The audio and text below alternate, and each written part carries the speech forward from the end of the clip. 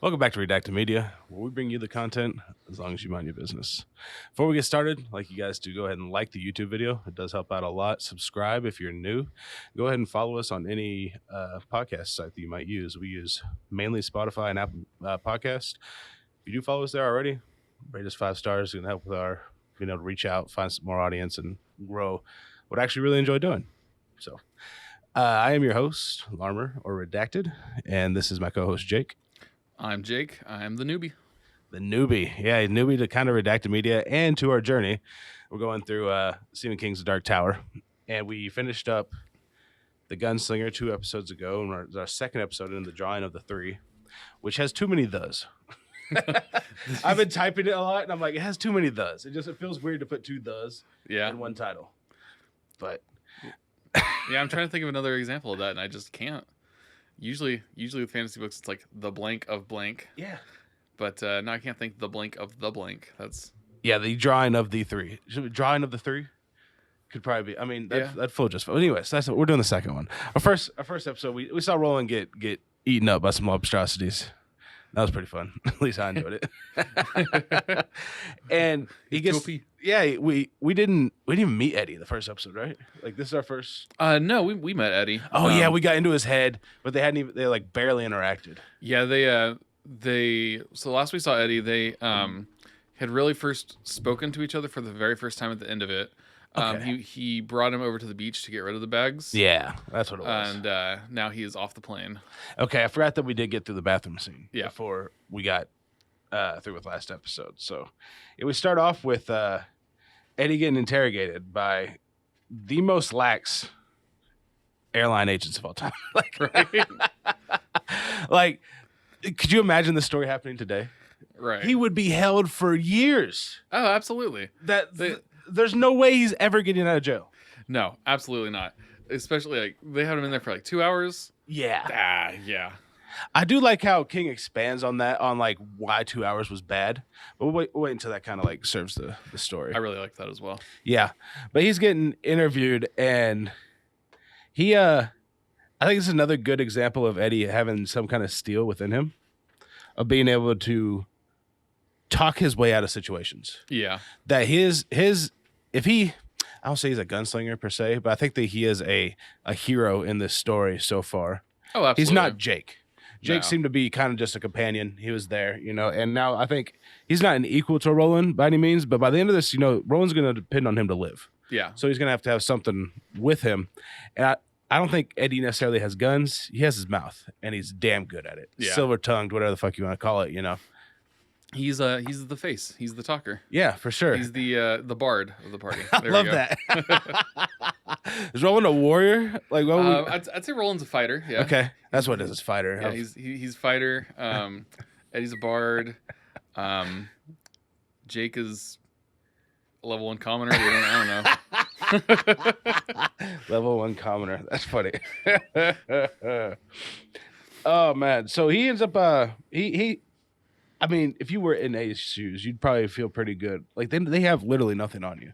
Like you have the rabbit in your hat. Like what are you gonna do? There's nothing. There's no explanation for this. No, he's untouchable. They held him in there for a while. The only thing they have on him, they're like, oh, those are some weird red marks on your chest, and he's just like, oh, it's allergies, and you can't prove it's not. Yeah. I had allergies down in where the fuck he said he was. Right. And they're like, oh, these are. They check his arm for needle marks, and there's like some there from almost a month ago. Yeah. He's like, oh no, that's just a mosquito bite, and you can't prove that it isn't. Yeah. And I did find it strange. They said he was shooting up beside his ball sack. Oh yeah, that's wild. Yeah, he decided to hide where he was shooting up by taking off his pants and scooting his boys over and just. I don't want to say like needles freak me out, but shooting myself in my inner thigh freaks me the fuck out. Yeah, the idea of that. I'm also not scared of needles, but like that's a little too close for comfort. Like God, I mean, you can't really see what you're doing down there. Like I don't want to say like heroin addicts are like the best thinkers of all time, but that your fix is to shoot yourself in the arm is fucking nuts to me. It's Right. the most wild addiction of all. Like, I understand, even if you're smoking fucking meth, it's just smoking. Yeah. Like, there has to be something at least kind of enjoyable to it. We as a society, we smoke tobacco, cannabis, whatever the fuck it may be, you know? Yeah. And I get smoking. Even snorting I can kind of get. It's just a way to get it, but like fucking shooting is just it fucking boggles me. Yeah. Anytime I read or hear about like heroin addicts, it's like, you're fucking crazy. Yeah, that's it's intense. I couldn't do that. Yeah. So Eddie is very, very forward about the fact that the world's longest finger was in his ass. Yeah. He talks about. He says he was scared that if he looked down, he'd see the end of it poking out of his wiener. And It's not how the body works, but it's pretty funny. Yeah. And he finally gets them to let him go by being like, "Sure, yeah, I'll take a blood test if you want to see that I'm on anything, but all you motherfuckers have to take one too." Yep. All y'all And, motherfuckers. Being cops in the 70s, early 80s, they're not clean. No, and No. I think that we even King is like he did earlier in the last little chapter that we read last episode. He has this weird tendency to jump between like third person narration, like what's that word? Omniscient. Omniscient. There we go. Omniscient narration versus kind of a limited narration, Yeah. where he jumps into like the point of view of one of the pilots. It's like, oh, he's used to having a couple of snow Sundays or some shit like that. Like saying he uses cocaine. Just that he will do that with a lot of characters to kind of let the reader know that they're not like all the way. It kind of helps us root for Eddie if there's a little bit something off about the characters that are pursuing him. It's also not great writing practice. You're not supposed to jump POVs like within a chapter. Yeah. I just know that from like the very few creative writing classes that I've taken and just things like that. It always kind of feels jarring to me because it's like one of the first thing they teach you in creative writing. Like if you're gonna jump POVs, go chapters. You can't have it within the same chapter. The reader will get lost, blah, blah, blah. Yeah, unless you do like one of those things where they take like a break in the chapter and they put one of those little like fancy graphics or whatever in there. Like Just some like, I mean, if you call these chapters or if you Right. you jump a two or whatever, a sub chapter, I think is what we're calling them. Yeah. Because he has books and chapters and then sub chapters. But that's probably boring the ears off of everybody. So Eddie gets out. Yeah. And he's in the taxi. And I love how the cabbie asks him, "What do you think we're being followed?" in like a joking manner. And he's not even worried about being followed. He's looking at the fucking door behind him, just chasing him relentlessly, which has to be, it'd be so cool to see on screen. That would be very I think that almost everything in this book would translate amazingly to either like a Netflix series or like a movie. Yeah, absolutely. Go ahead. Oh, and one of the things that's funny about him being like, "Oh, you think we're being followed?" is he's like, "No, I'm not worried about that because we are." Yeah, we have been for the last 4 miles, but you know, whatever. I'm not even going to worry about it because there's no way that worrying's going to do anything. Yeah. Yeah, he's aware sometimes. Yeah. Seems. And he might not even know where the tails are. He just knows that like it wouldn't make sense for people not to be tailing him. And that's where they kind of start to get into the length of time and how that could be an issue for Eddie, which I did find interesting the first time like reading this. Like, why is 2 hours bad? No, maybe that's Right, because like they didn't suspect him, they just let him go right away. yeah. But if they did suspect him, they'd keep him there for a lot longer. Yeah. If he was dirty and got busted, it'd be more than 2 hours. Yeah. It makes a lot of sense when you think about like, okay, with booking and flipping, whatever it may be, you know, getting somebody down there to sign off on the fact that you're going to turn on Balazar, or if you had nothing, they'd be like, they get you in there, search you, and they let you go. Right. Supposedly. Yeah. So Balazar and his men definitely think that Eddie is on the cops team, like that he's working with them. Yeah. And that they just held him there for 2 hours to make it not seem suspicious. Yeah. Kind of. And I do think that anytime you watch like a cop drama, it's always interesting to see like how cops will put the heat on somebody, like a low level street guy. Just be like, we're going to hold you here just long enough to fuck you over where they might kill you just because they think that you ratted. Right. You know, like, and you did nothing wrong. Even if you were clean, we didn't have nothing on you, but we'll keep you here the fucking 36 hours to make them think that you ratted. Then we're going to send you home on your way with a fucking hot dog in your hand or some shit, you know? Like to make it look like you were treated nice. And it's Right. like, motherfuckers. Just as despicable as like murdering and pushing drugs is, the justice system is just as fucking bad. Oh, absolutely. It's disgusing what they do. It's dirty. It's That's my high horse for the day too. How much I stay off it. And then we get like a mini flashback as they're driving away where Eddie stops to buy Roland some hot dogs and Pepsi and Anacin, which is basically just aspirin, I think. I think so. I think that's what it is. We're not old enough to had those. But Eddie, like while he's shopping, he notices 3 customs agents watching him. And Roland's like, no, there's 3 others that you didn't even see yet. Yeah. And this reminded me of last time where they're like, Eddie sees a lot, but gunslingers see everything. Yeah, he's also not walking or thinking or talking or doing anything else. He's just observing. Yeah. So I could see it being a little bit, but he has more time. There has to be some, not supernatural, but in the Vegas form of the word, supernatural abilities with Roland. I don't know if it's magic or super technology, whatever it may be, but he does have a vision, or at least an attentiveness that isn't given to Eddie either. Yeah. And then they bring the hot dogs and stuff over to Roland, and dude has a life-changing experience when he tastes Pepsi. Yeah. He almost orgasms. Like, why would you get high if your world had this for free? Right. It's like he kind of thinks like, oh, is this what they were sneaking in? It's so good. And he's like, no, whatever they were sneaking in must be even stronger because oh my god. That's funny. Roland, shook by the soda. I was wondering where. So we had this instance where. While Eddie, or going back just a little bit, while Eddie is getting interrogated, that Roland has to move the door on the beach, right? Yeah. He's like, oh, the lobsters are coming, the door's down here. It feels very weird that the door follows him. Yeah, it makes sense that it follows Eddie, but not that it Roland. follows Roland. Yeah. Maybe it's because he's been in and now they're linked or something. Yeah. I don't.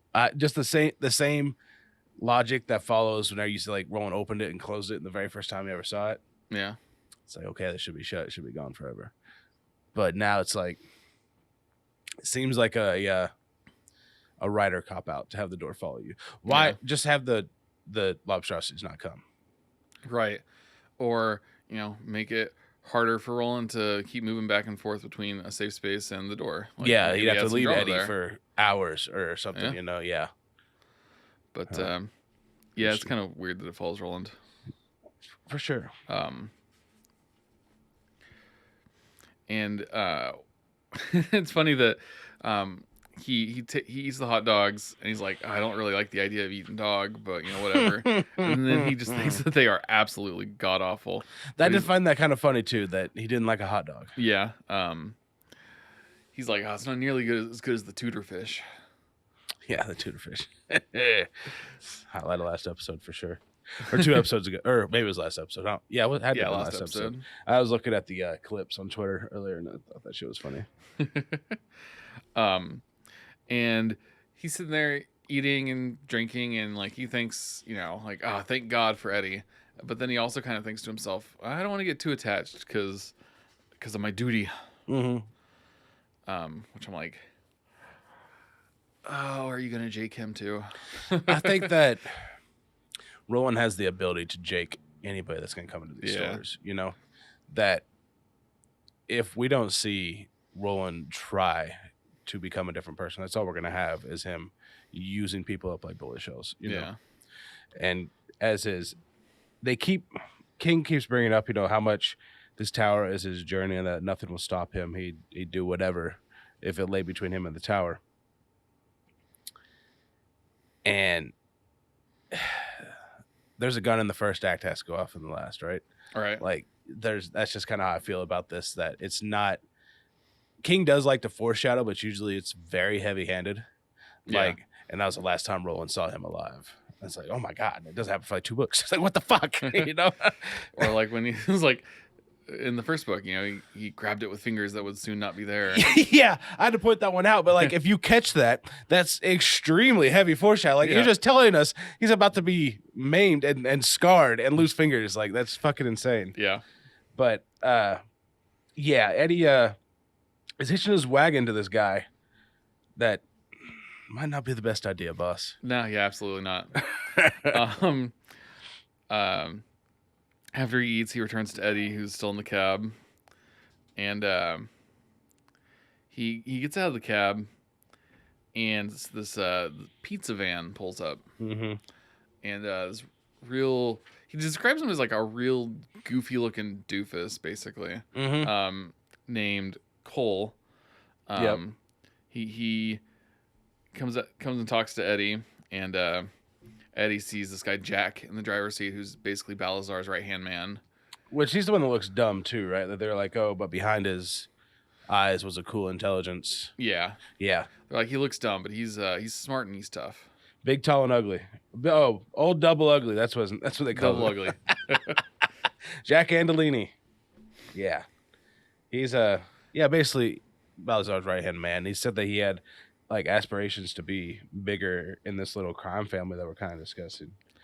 And I didn't know how big Balazar would be the first time reading this, if he was just going to be, because like 2 pounds of coke, it's not crazy. That's not like Breaking Bad amounts of drugs coming in. But maybe still a lot, but like, yeah, especially if you're just sending a junkie down there to do it. Yeah. And he owes you money, so you could flip whatever. But maybe it's pure. I don't fucking know. I don't know much about coke and like how much that happens. But so they get him in the van after a while. Yeah, it takes a bit because he's like, no, I'm gonna go upstairs and check on my brother. Yeah, his brother seems to be his brother is Roland's tower. Like, they have that much importance to each other, it seems like. And we're gonna dive into that a lot heavier in this chapter, but. That's all it took, was him to say, Henry is with us. He's like, oh, well, fuck, I'm going to go upstairs, whatever. And Eddie kind of, like, freaks them out a little bit because they expect him to be all, like, jittery and nervous and scared and stuff. Because he's a junkie who just was interrogated for 2 hours. But he's all cool and calm and confident. And they're like, something's up here. Yeah, I don't like this at all. Yeah. They refer to it as the junkie shuffle. The junkie shuffle, yeah. Yeah, I found that really funny. That seems like I could see somebody maybe down in our hometown sitting outside of Casey's doing. Right, like at the casino I used to work at, we attracted a lot of that type. And so I'm as soon as they said the junkie shuffle, I was like, oh yeah, I remember those guys. Yeah, for sure. They're just always bopping and booping and jiving. Yeah. I wonder, the casino, is it because it's open all the time? You just always go in? Yeah, and the rooms there are like $70 a night or something. Oh, yeah. Cheapest hotels in that, or cheapest rooms in that area, and like free soda too. Yeah. Free Pepsi. Yeah. Lots of drug activity went down there too. Oh, for sure. It's a casino on the border between two states. Yeah, fuck yeah. Absolutely. I can't even imagine now with Oklahoma having it legalized. Right. That place is probably crawling with crazy shit. Oh yeah, most of the stuff that like we found people with was like pills and shit. Yeah. And powdery bags. Yeah. Interesting. Okay. Anyways. Yeah, back to the yeah. After we finish doxing ourselves,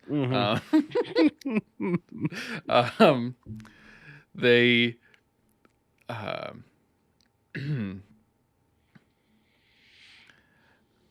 okay, yes, they get him in the van and they bring him to they bring him to Balazar, and we cut to Balazar now.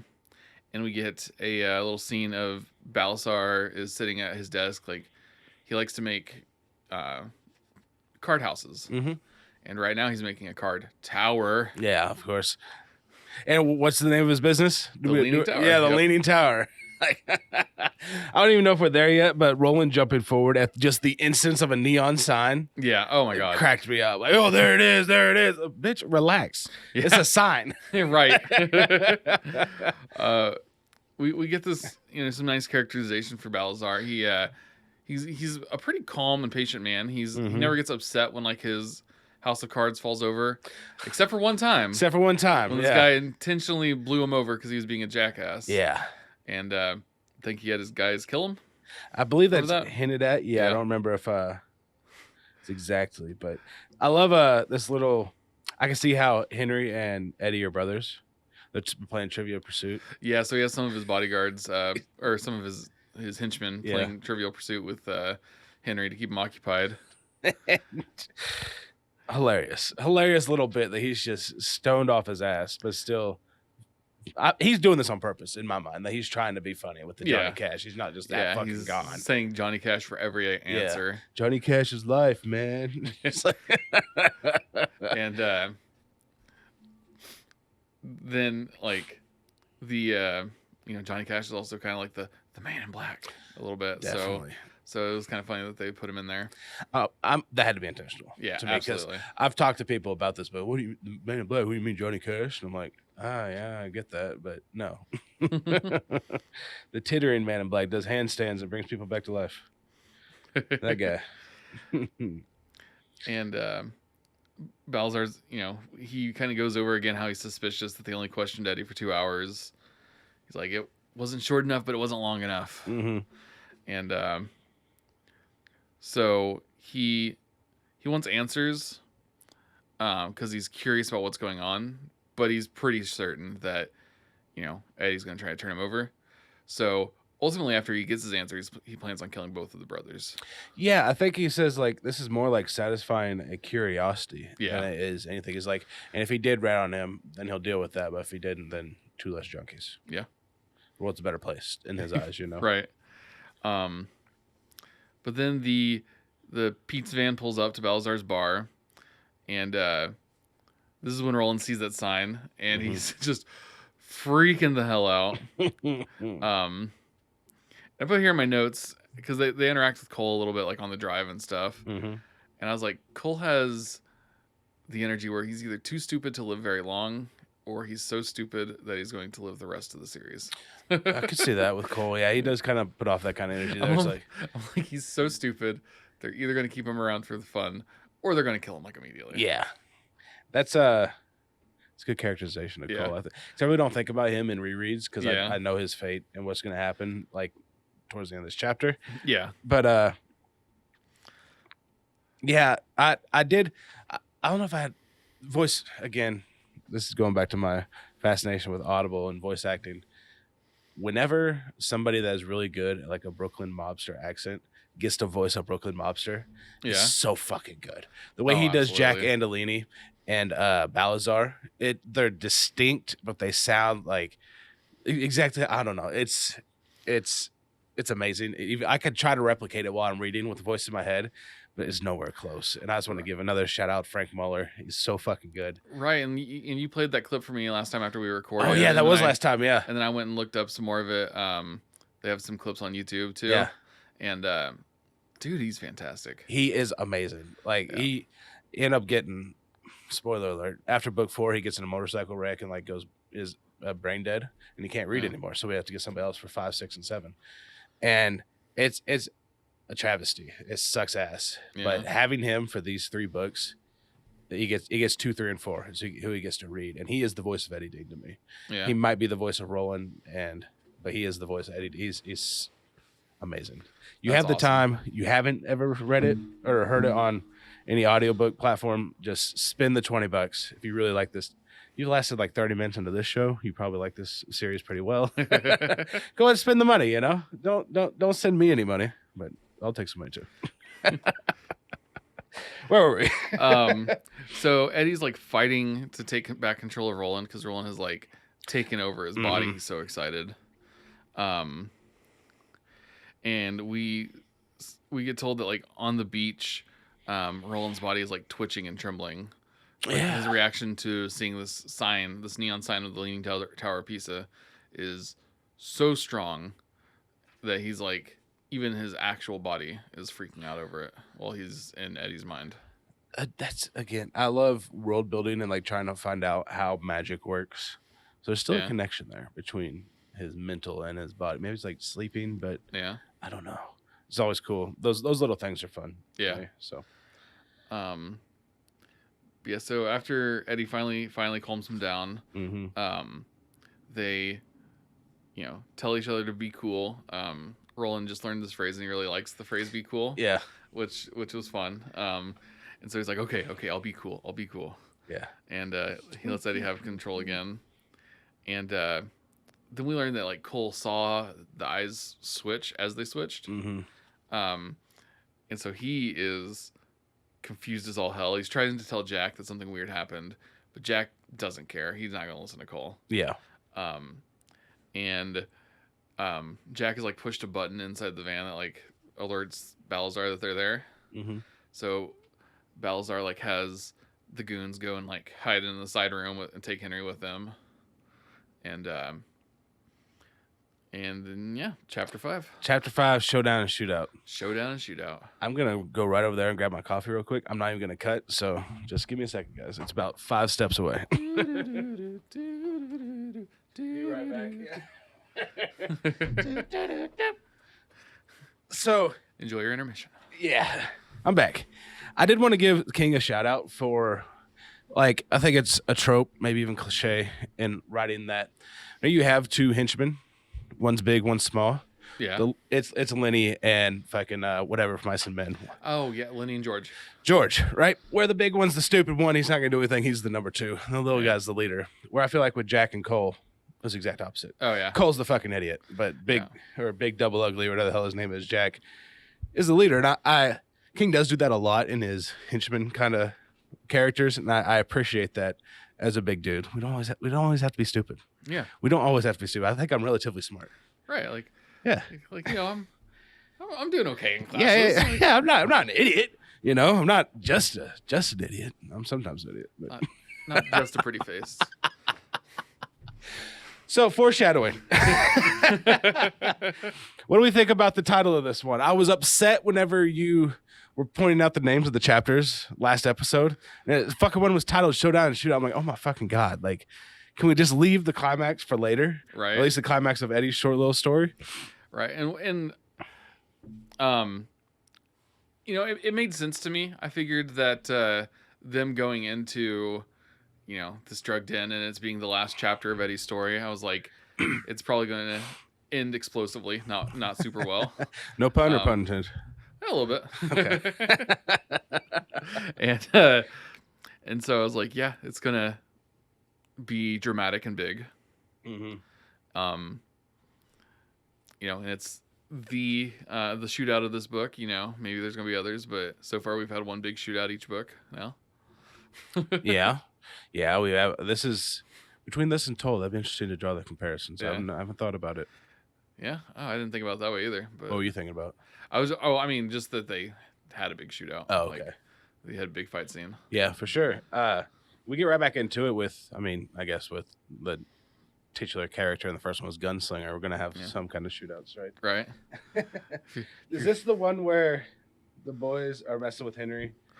Yeah. So now we see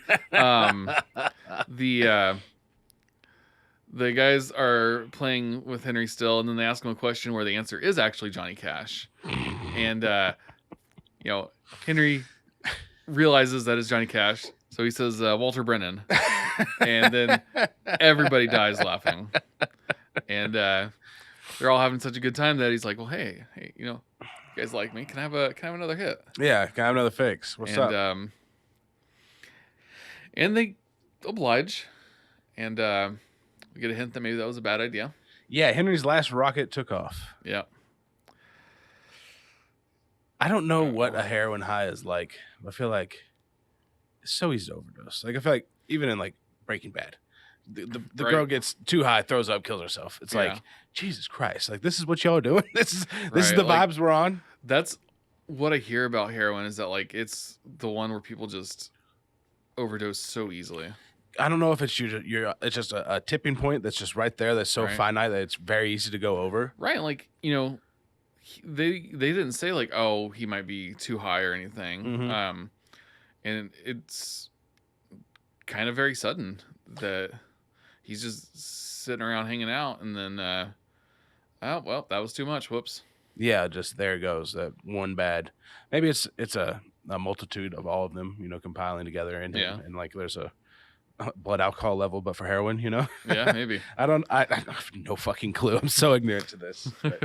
So Henry's dead, but nobody Yeah. knows yet. Right. That's situational irony or dramatic irony. Yeah. Dramatic irony for all my young people out there might be learning that right now. Hell yeah.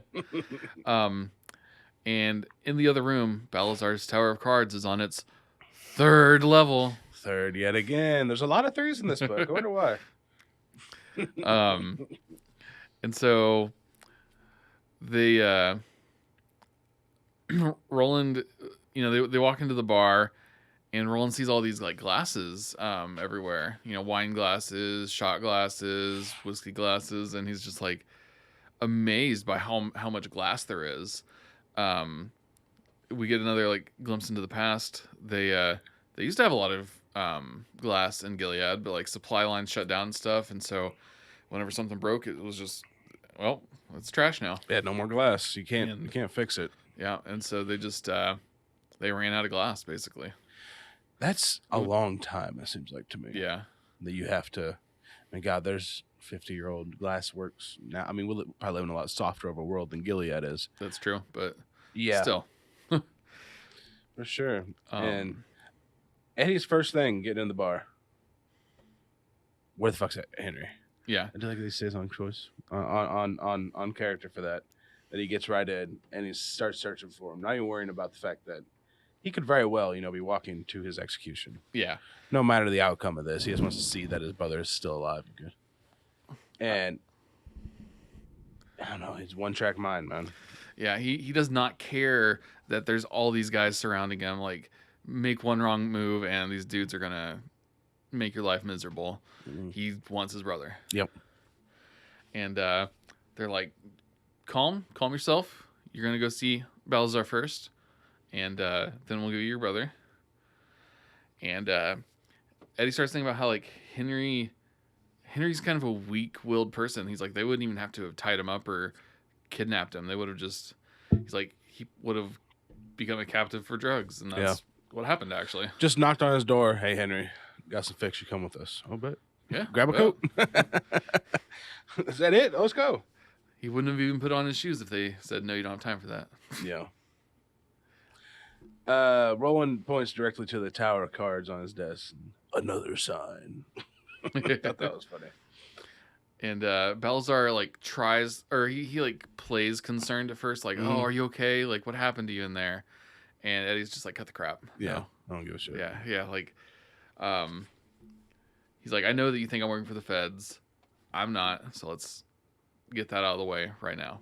And he plays the weirdest card to say, oh, they're already here. Drugs are already here. It's not on me. Yeah.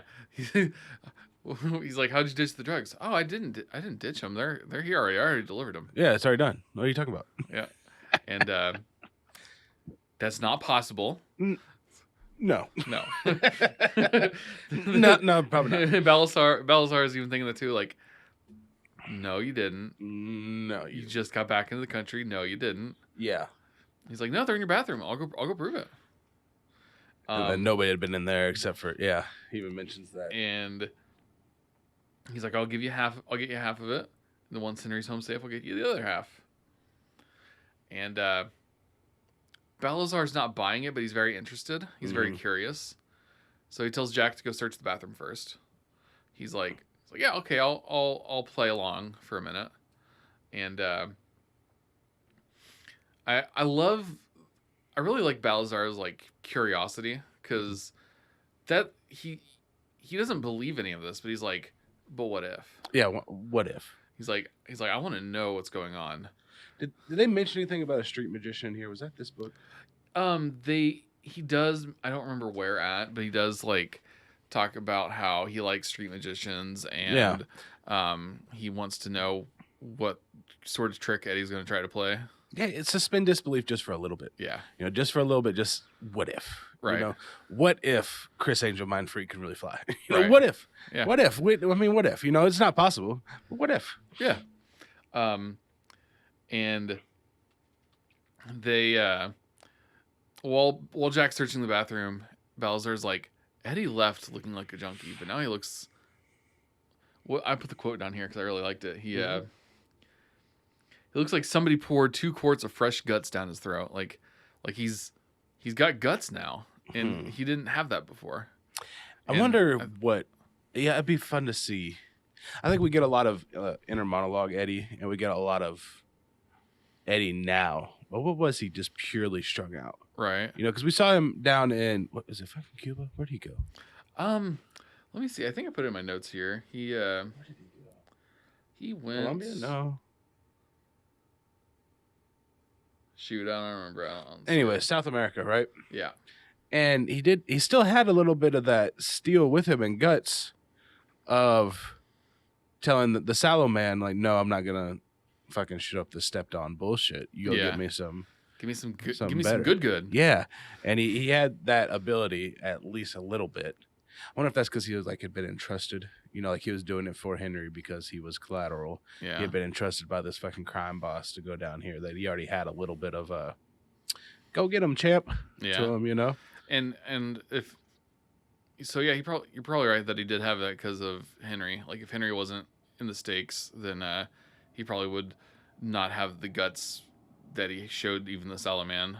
Mm-hmm. And now that he's got, you know, he knows that Henry's on the line, and the fact that he's got Roland there to back him up, Roland is giving him a bunch of a bunch of confidence as well. Oh, for sure. Just even being in his head, like not purely because he's like, oh, I got a friend who can fuck you up. No, it's like no, he believes in me, Yeah. and he even asked him earlier, like, Roland, how am I doing? He's like, I think you're doing fine, but we need to watch out for this Balazar man. Yeah, he's going to be a problem. And then Jack comes out of the bathroom. And he's like, "There's no drugs here. There's no drugs at all." He did tell him to look behind a mirror, which comes in important. Yeah, later. Balazar has like a secret mirror in there. Yeah, or a secret compartment hidden behind his mirror. Yeah. Which is always cool, I thought. It's always cool to have something behind a mirror. Yeah. I don't know why. It's just, I had a house that had, you could open up a mirror and there's like, we just had like fucking toothpaste or something there, but still, it was right. cool, It was like you the know? little medicine cabinet kind of thing. Yeah, it was badass. Um, Now Eddie's going to get sodomized yet again, second time today. Yep, he gets another cavity search. And this seems brutal. Yeah. He has to be just king being gross for being gross sake. But a whole fist in his ass? Yeah, that's a little... It's a little much. I hope they have lube. It's, you know. I'd fucking hope so. I think he says he spit on his hand. Oh, is what he says. Yeah. He's gonna be walking funny for a while. Like that's Jesus. a lot. Yeah. That's a lot. Yeah. Sheesh. So let's get through that scene, right? Right. Let's scroll on through here. Yeah.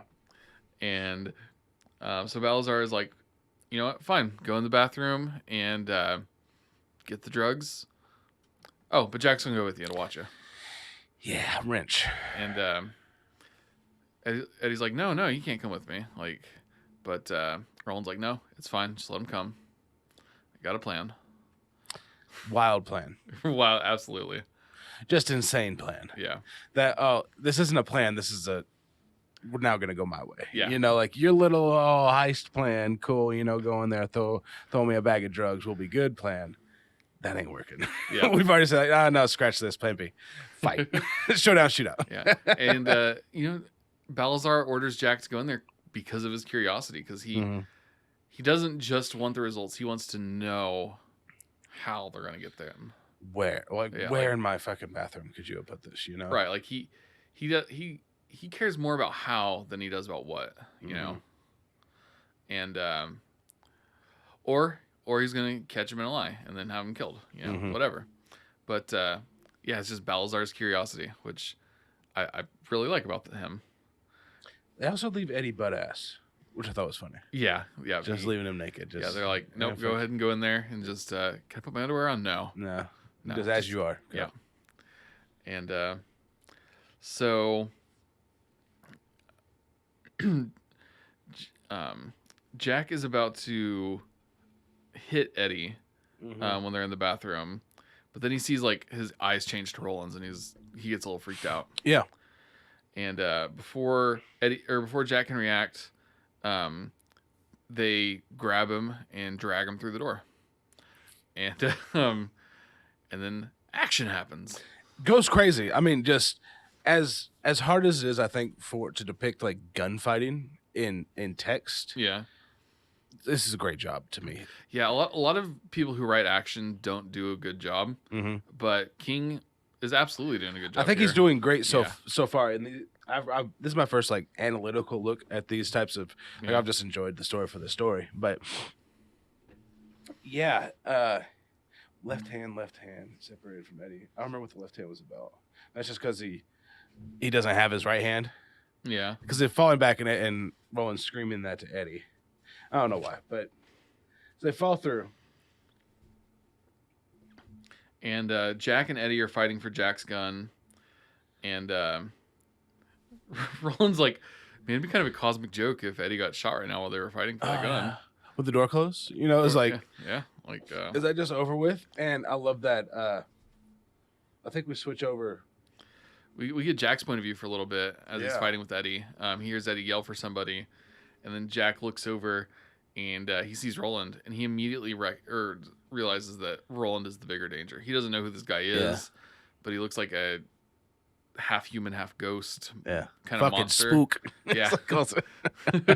And so he immediately stops fighting with Eddie, and Roland aims to shoot at him, but click, the bullet that he had in there was bad.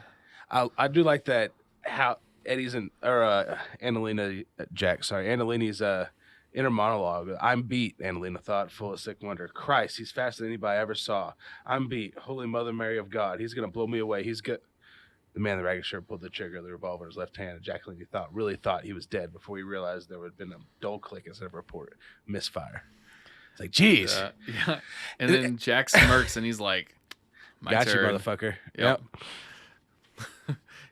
It's a good suspense too. Like, yeah, I forgot that the bullets were. I figured that Roland, of all people, that the first bullet that he'd put in there, because this is the first time he shot since the Lobstrosities. Yeah. Did he even shoot him? No, I think brains him with a rock. Yeah.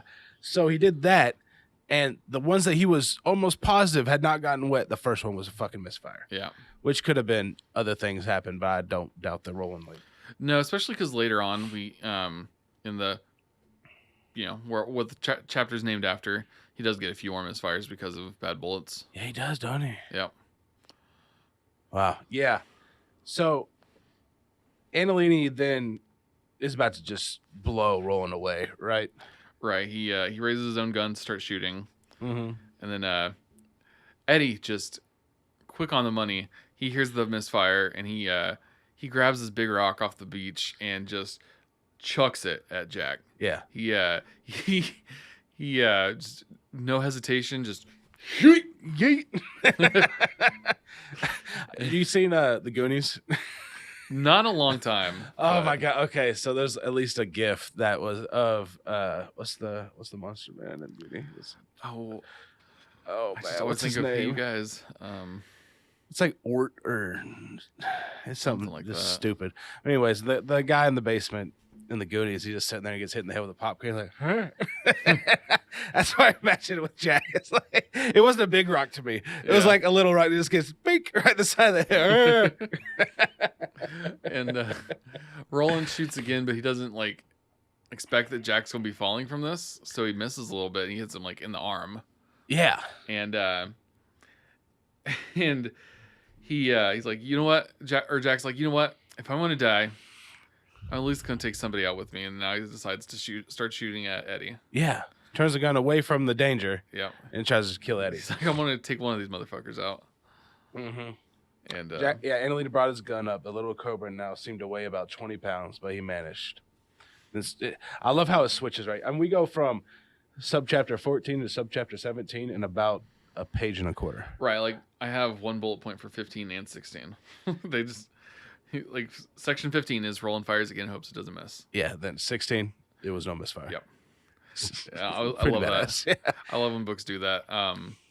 There's sometimes where like they'll have standard chapters where like it'll do a page break even to go to the next chapter. Yeah. And so like it'll end on suspense, and then you'll flip and you get a chapter like it's just mostly a blank page, and it'll be like it didn't. or something like that. Yeah. And, like, I always love that. Yeah. Always a sucker for that. The little page turning quality of that, even whenever it's just a space like this, Yeah. it keeps you going. You know, Yeah. there's something else there. And so the bullet hits Annalina's gun. And blows up, like destroys his hand. The wildest fucking depiction of what could have happened. Right. Roland was going for a non-lethal kill. Yeah, he was trying to just or non-lethal shot. Yeah, he was trying to just hit his hand, shoot the gun out of his hand or shoot his hand. You know, immobilize him. Instead, I think they said the gun tried to fire at the exact same time that Roland's bullet hit it. And Roland says he's seen that twice in his life. Out of all the times he's seen men fire guns at each other, it's only happened twice. And Jack is just like, he's completely done with the fight. He's like walking off towards the beach. Like, I believe it blows off like half of his face. Yeah, he's like walking off towards the beach, just like screaming in pain and like in agony. And Eddie's like, kill him, just put him out of his misery, dude. Holy shit, like this is awful. I have to go into it because I'm a sucker for gross stuff in books. What the fuck's his face look like to you? You imagine it. Does he have a mouth still? They say it's like a fucking black hole where his mouth was. Oh man! And it's like, I like just like raw hamburger and a hole for a mouth. Like that's fucking insane. Like his jaw's gone, maybe, or something. Like I think it takes away his eyes, his nose, like everything on his face besides like his brain that can still function is just raw meat. Yeah, that stuff. I'm just sitting there trying to think like, oh my god, it'd be so cool on screen. Yeah. That's just me though. I was kind of thinking during this chapter about like stuff being on screen.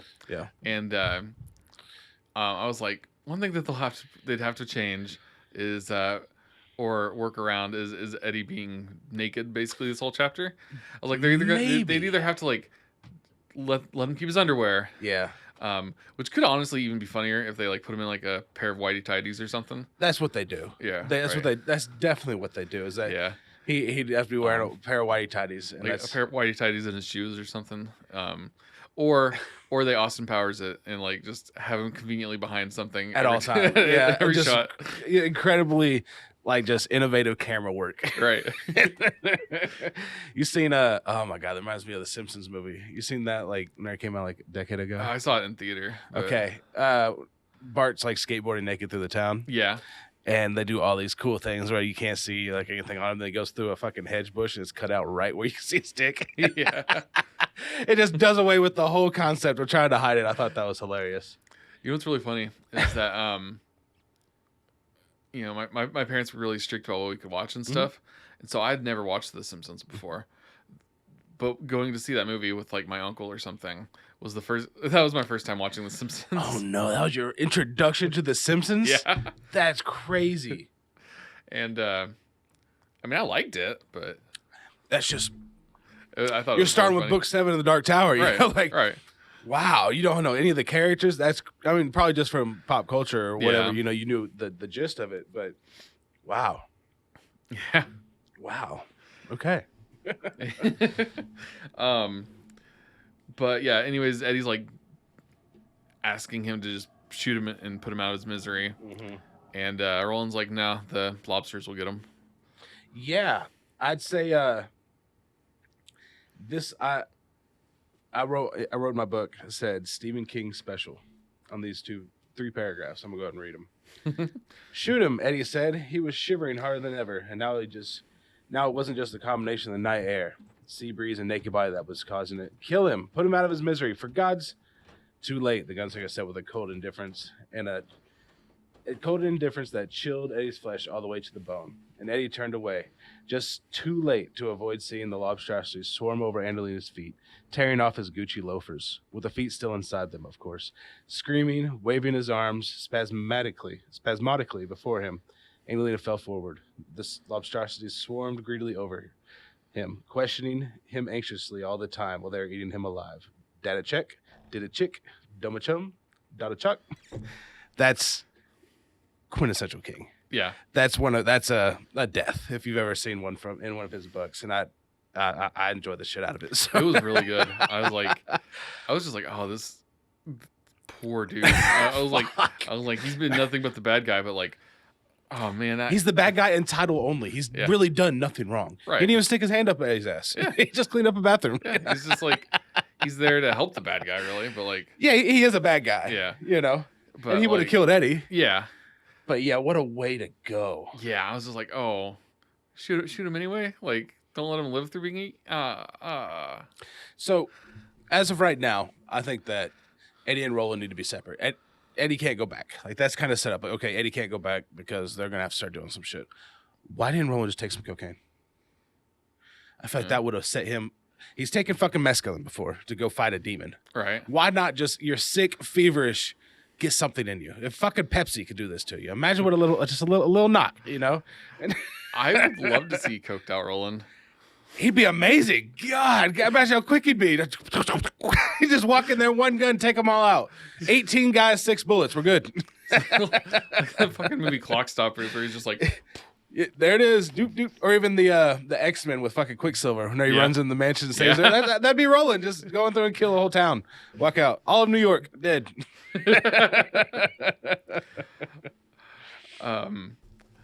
But then Balazar starts getting antsy. We cut back to him, and he's like, he hears things which he thinks are like a couple blocks down. He like, oh, somebody either like shot something or maybe it was a firework, and like people are yelling in the streets, and he's like, it's so interesting to me how the sound of that's wild to me. That it would, I get how it would sound that far because they're through a bathroom and everything. Yeah, it's really, that's another cool thing that I think could be depicted at least on screen or somewhere. Right, that could like be shown. You cut to him and you just hear like pop, pop, pop, pop, a whole bunch of screaming. And it's like, wow. Okay, sorry. And he yells for, so he's getting antsy, so he yells for Jack. There's no answer, and so he he grabs his own gun, and they make sure to point out that when he grabs his gun, he accidentally bumps the desk and knocks the tower over. Yeah, of course. And he yells for the rest of his henchmen to come in and be like, hey, guys, we got a situation. Yeah, it's about to go down. Yeah. This isn't good. Yeah, and Eddie has one of Eddie and Roland step through the door together. I do like how Roland asked him. There's like something I've never asked anybody in my life. Take my gun. Yeah. I was like, that's pretty cool. And Eddie can feel that there's something special about it. Fuck yeah. I mean, they're saying they're older than the hills. You know, they look like they should be antiques, but then feel really good in his hand. He thought it'd take 2 hands to shoot it. Right. Yeah, it's I like it. And yeah, Roland, he's like, there's gonna be shooting, so take my gun. Roland's in his element. Yeah. And he didn't have to go this way. Yeah. There could have been something done, but I don't think Roland knows another way for things to go, though. I think that Roland's known ever since they got pulled here that there was going to be shooting. Yeah. And he was probably, hyping himself up and keeping Eddie even just to get to a point to where he could say, Eddie, oh, there's going to be shooting. Take my gun. Like, we're about to get after it. So he's like, bad men? Okay, shooting. Yeah. Cool. And does he mention that, like, he found the similarities between the two worlds comforting right now, or was that earlier? We talked about like bad people and guns. It might be later. It was a really good line if I can find it while we're reading. That he found the similarities comforting. That this is just like his world. It's going to be shootouts, and there's going to be bad people, and there's going to be him. Yeah. And whoever walks away, walks away. So yeah. Yeah, I like that. I don't remember that happening, but I like that a lot. Yeah. So they step through the door together, and he's like, "Oh yeah, that medicine cabinet." So he decides to go check that right now for some reason. Yeah. And he checks it out. He pulls there's some antibiotics in there, which at first I was like, oh, that's convenient.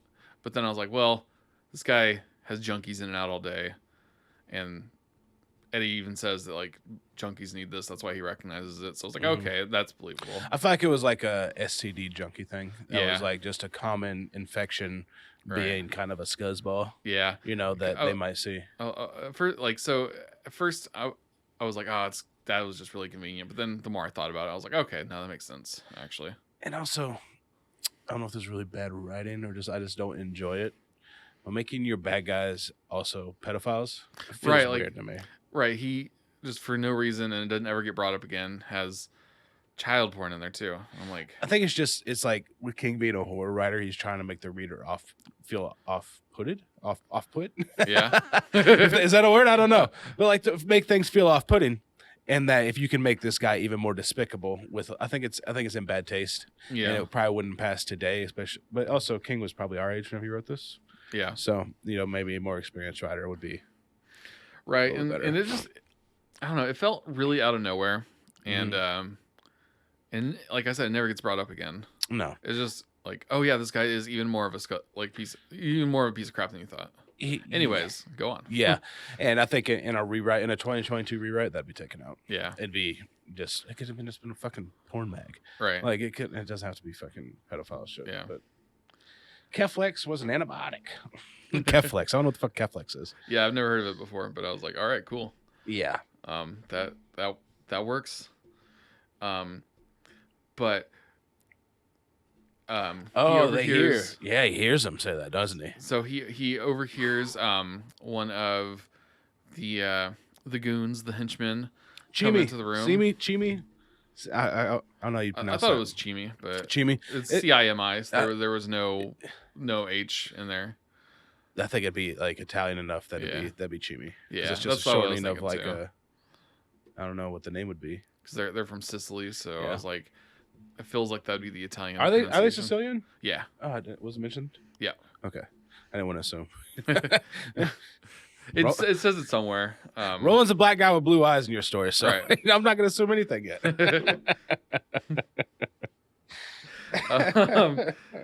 And so Eddie overhears the guy come in and say, "Boss, we got a problem. Henry's dead." Mm-hmm. And so Balazar's like, "Fuck, Jack, kill Eddie. Yeah, He- just kill him. Just kill him right now." Kill him, And- Jack. Sure, there's no response. Yep. Jesus, they killed my brother. They killed Henry. And Balazar hears him say, "They killed my brother. They killed Henry." And they're like, he's talking to somebody who's not Jack. Yeah. Who else? How is somebody else in the bathroom? Speaking of that, in subchapter 21, they revert back to their weird titles of the prisoner and the gunslinger. Oh yeah. For quite a while, it's kind of strange that they killed my brother. The prisoner said. The gunslinger said nothing. He only watched and thought. It has to be on purpose. I guess it wasn't a while. I mean, not for a while, because he switches right back to Roland, right there. But it seems Yeah. like an interesting writing choice. Maybe that one is that chapter, or that subchapter was like more from Roland's perspective, and maybe Yeah. that's his way of like kind of compartmentalizing and shutting down a little bit, like getting less emotional, more factual. He's just like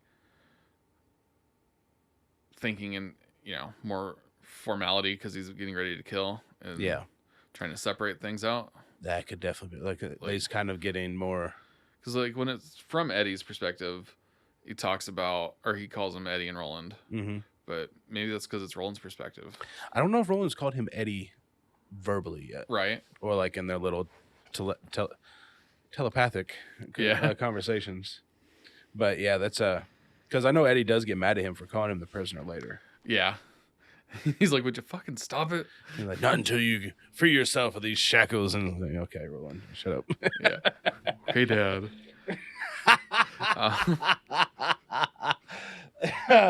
That's funny.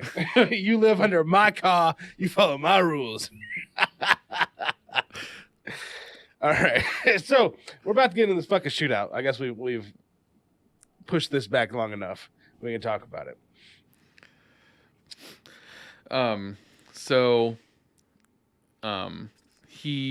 Roland comes out of the room first, and which like kind of stuns Balazar a little bit because he's like, he expected Who the Eddie. fuck are you? He expected Eddie or Jack, but not whoever the hell this is. Yeah. Roland immediately shoots Chimi, Chimi. Is that who shoots for? Yeah. yeah. Chimi Dredo screamed in a strangled breath. Oh, jeez. Oh, jeez. Oh, darn it. Yeah. I didn't take a lot of notes here because it's just a bunch of fighting for a while. Balazar's like shrieking for everyone to kill Roland, and he's like, "Ignore Eddie. He's not He's important not the right fucking now." important. Yeah, it doesn't matter at all. Just fucking kill the spook that just walked into my fucking office. And then some fucking like after they fight for a while, Eddie shoots and hits Balazar in the shoulder. He didn't kill him, but he does hit him. And they've killed a lot of Balazar's men. And then this dude walks in with a full-on machine gun and just starts doing a good old spray and pray. Yeah, and what the fuck is that? I mean, another side note, a little tangent here. You're familiar with firearms in the general sense, right? Yeah, enough. Okay. King does not know the difference between a semi-automatic, an automatic, and like a machine gun. I didn't think about it, but he calls pistols automatics, and like, okay, that's probably a semi-automatic. It's not gonna be an automatic, right? Well, wasn't the that is true. I thought maybe it was just an automatic pistol he picked up because there are those. Yeah, but yeah, you're probably right that it wasn't. I couldn't imagine that. That'd be so pointless. I mean, that's like video game shit. Yeah. Like, why the fuck would you have an automatic pistol? You couldn't control that. Yeah. There's no fucking way, you know? Right. They are a thing, but yeah. It'd be tough for mobsters, street level people. They just need to throw shots off. They don't really even care. Maybe just for scaring people, dumping fucking 19 rounds or whatever it holds in 2 seconds could probably be a little scary. Yeah. But yeah. So that's why this guy has this machine gun, because he's just like, I'll hit something. Maybe it's the guy I'm wanting. What does he say while he's shooting? Because it fucking cracked me up. Is this not him that says that shit? He even kills some of his own guys. Yeah, he fucking cuts one in half, right? Yeah. Jesus. Yeah, I thought that he said something. He fucking focuses on his teeth. That's what it was. His lips pulled back from his teeth, so his spit shining teeth were buried in a huge shark's grin. He raked the room from one end to the other, blowing 2 of the wall panels to dust, turning framed photographs into clouds of flying glass fragments, hammering the bathroom door off its hinges. Wild, just seeing that, just dumping a whole fucking just machine gun into a room is crazy. Yeah. I did how'd you feel about this little aside that King had? He's like, in the movies, people actually kill other people with handheld rapid fire weapons. In real life, this rarely happens. How'd you feel about that? I was like, okay, so, okay. Like, it didn't leave much of an impression on me. I was like, it felt kind of like out of tone a little bit. It does. It feels, it's one of those like point of view changes, like I was talking about, where he goes in this like narrator mode. I don't know what the fuck he's doing. Right. Like, and King does do that narrator mode kind of thing a lot, where he like will have a random aside. Yeah. But I was like, normally it's not during an action scene. And see, we go from the point of view of the shooter, which is named Trix Pastino, into this little aside, and then to Eddie's within 3 paragraphs in a row. We go from the shooter to this little weird aside about fucking automatic guns into Eddie's point of view. Jeez. It's just terrible writing practice. Yeah. That it's so weird to me that it stood out to me while I was reading. I was like, I have to talk about it. Yeah. It's weird choices, and I'd like to. It's kind of like whenever I'm looking at professional sports plays, like, okay, this looks very dumb. What don't I understand about this? I understand the very basics of writing. I understand what can make good, and like some of the rules are. Well, why the fuck are you calling this play on 3rd and 13? Right. Why are you writing like this? And I'd like to know, but from a professional, from somebody that's a lot better than me. That makes a lot of sense, yeah. Yeah, that's one of those things that I find interesting. It's something that I feel like I'm informed on, like writing, like sports. That if I could have more information from somebody that's way better than me, like a true professional, an NFL coach or Stephen King, something like that, be like, tell me what the fuck you're thinking here, because I don't get it. Right. To the common man, this makes no fucking sense to me. So has Eddie's only shot Balazar once. Roland's killed a couple people, and this guy came in with a machine gun. All right, that's where we're at. Just to recap. Yep. Roland is out of bullets now. Yeah.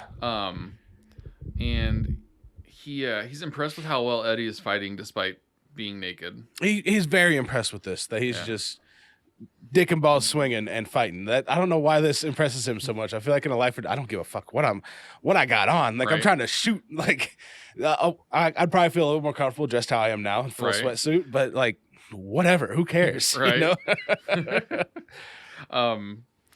And yeah, he runs out of bullets, so he grabs an automatic pistol from one of the dead goons, and then he comes up and shoots Balazar with it, and then just suddenly everything's quiet.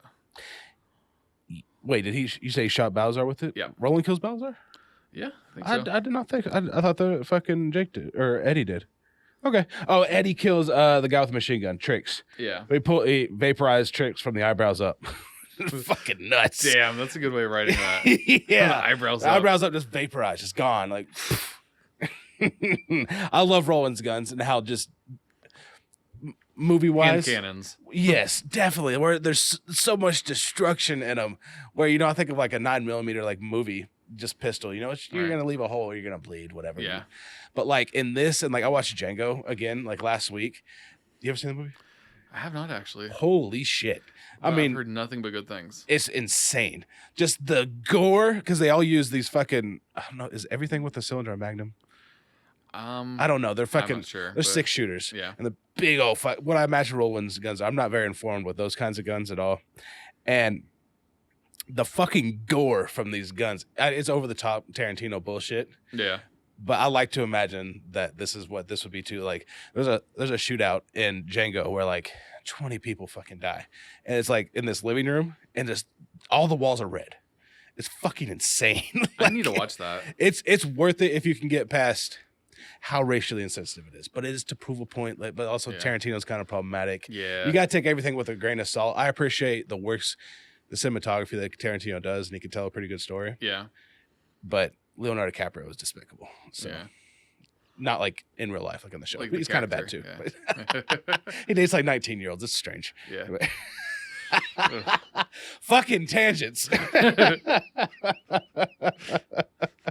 So that's how I imagine this to be. If I want to see this recreated, I want these guns. Maybe if the guy that gets fucking cut in half by the machine gun could be really nasty, and maybe you could have like another henchman get shot by one of the other henchmen's like 9mm, like something small that's gonna be like, oh, I'm dead, oh no, and then like these fucking Roland's guns are just boom, boom, like destroying shit in their fucking way. Yeah. I think it'd be a really cool way to show just how we have so many guns. Yeah. Our world has so many guns, and these are still just incredible pieces of work that are just destroying shit. And Roland comes from a world without guns, so he's bringing these bad motherfuckers into a place with sticks, Right. and just killing people. Yeah. He's like, it's like quality over quantity. Oh Jesus, man! Yeah, these. Yeah. Okay, so Balazar's dead. Trix is dead. Chimi's dead. We think it's about over, right? Right. Roland's like, he's looking around. He's like, this office is a war zone. It's another dead house stinking of gunpowder and raw meat. Yeah. And but then one last guy shows up, and this dude has decided to be a dick. He has cut off Henry's head, and he just walks into the room and chucks it at Eddie. Yeah, like That was unnecessary, my guy. that was pretty fucked up. It's not the vibes, Yeah, like that. Not cool. Not cool. You deserve what you're gonna get. Yeah, that is Kevin. Like he's an unnamed character up until this point. I thought it'd been cool if that had been like Cole or Yeah. something. Just keep To it show like, that Cole wasn't like totally useless. or that he was useless, but all he did was follow fucking orders. Right. And he really did hate Eddie, and that he would have done this to his brother just to Yeah. he heard shit was hitting the fan, and he's gonna come in here and try to fucking Lone Ranger it. And so he throws the head in, which is nuts, and sends Eddie into a berserker rage. Oh yeah, he goes ape shit. Yeah. He freaks out. And Roland thinks to himself, he's like, here's another one ready to die for you, Roland. What great wrong did you ever do that you should inspire such terrible loyalty in so many? What a fucking line. And I was like, okay, so when we get some more of his past, people are going to be loyal to him and eat it. I think that also comes with not just like him being with the tower, but him being a line from Eld, Yeah. from Stephen Deshane. I believe that he was a kind of royalty in Right. Gilead. He was a kind of a prince. I mean, he was absolutely like in some sort of nobility. yes, for sure. maybe like Cuthbert and Elaine were too. Yeah. But not from the line of Eld. To me, Yeah. like there's this direct line of nobility or whatever it may be with Roland that he did inspire people to follow him amongst his peers, and then he's a gunslinger out in the world. So like being fucking RoboCop, Yeah. in the road, yeah, but I'm gonna fucking follow this guy. He's nuts. But then so Eddie goes after him, and I like how the cool calculations that Roland has. He rose to his feet and steadied his left hand on his right fist, grimly ignoring the screech of pain. Blah blah blah. Roland knew he'd be crouching, waiting for Eddie to run through. Like I think he has a shotgun, right? Yeah. And Eddie's running at him. He's not shooting anything. His gun is empty, and he doesn't realize it. He's just running. He's just running and click, click, click, click. But like, doesn't realize that there's no bullets left. No, he's obviously gone past the point of logic. Right. He's just fighting on pure emotion, and nothing is going to make sense to him. Luckily enough, Roland's a badass. Knows exactly where the guy's going to be. I think they open the door. Or does he come out of the door?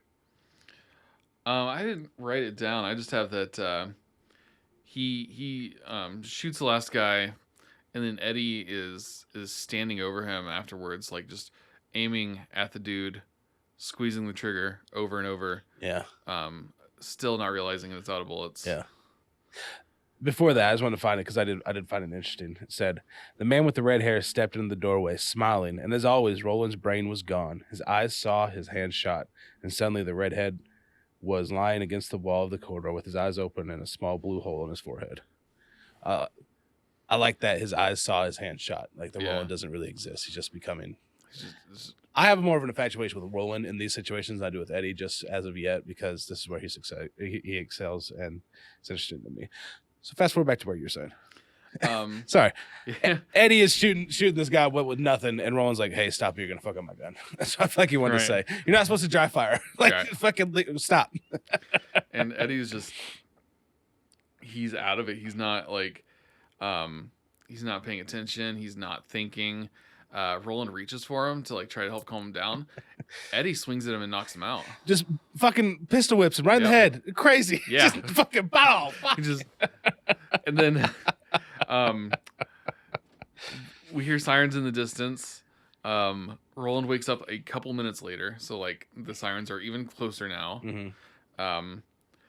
And Eddie is just like sitting there crying, holding Henry's head. Very weird. And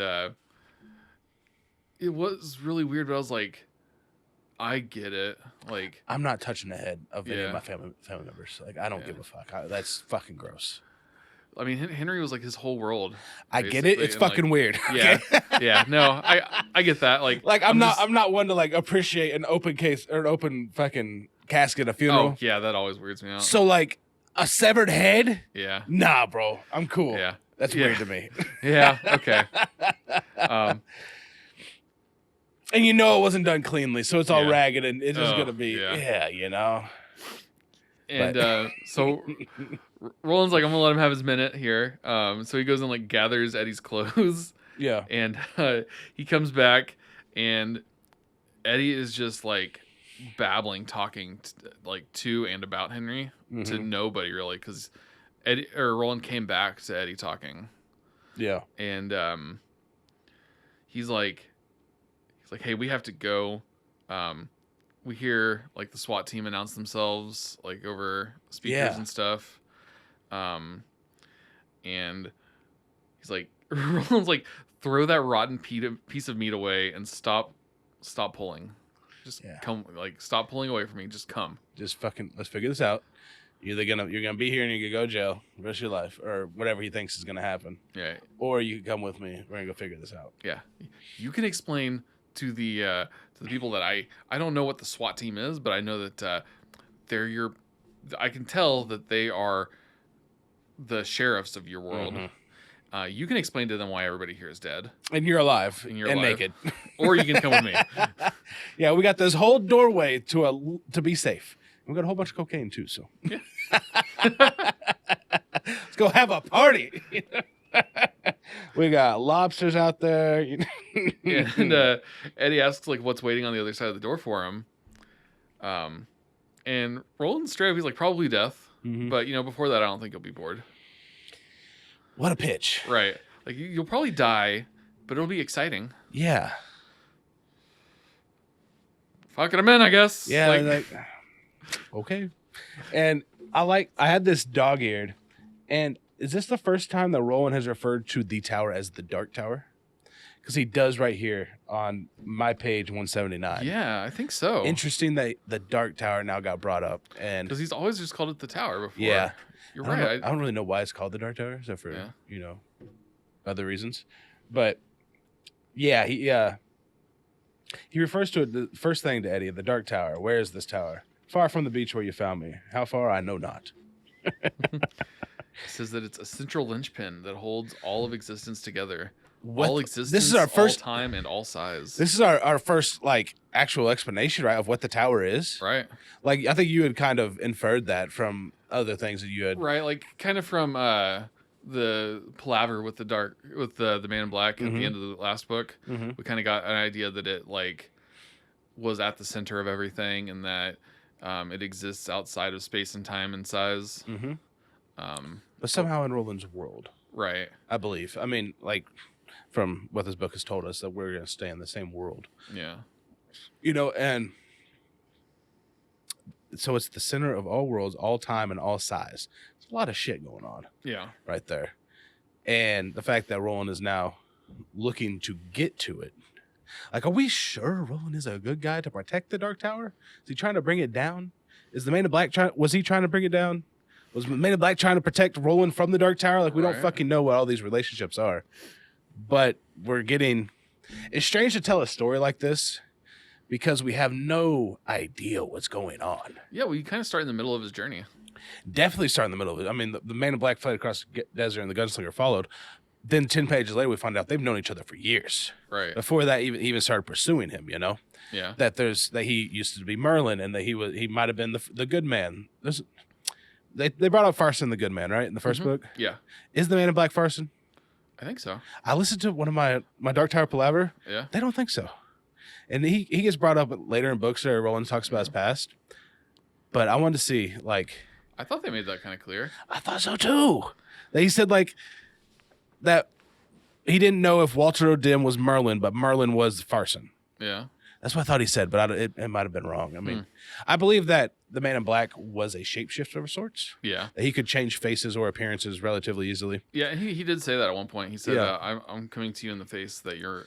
That's what he said. I could have wore a face that you were more familiar with, but this is how I was born. Like, yeah. This is my natural face or something. Yeah. Like that. The one I was born with. Yeah. Yeah. There we go. Born. I think he put it in quotation.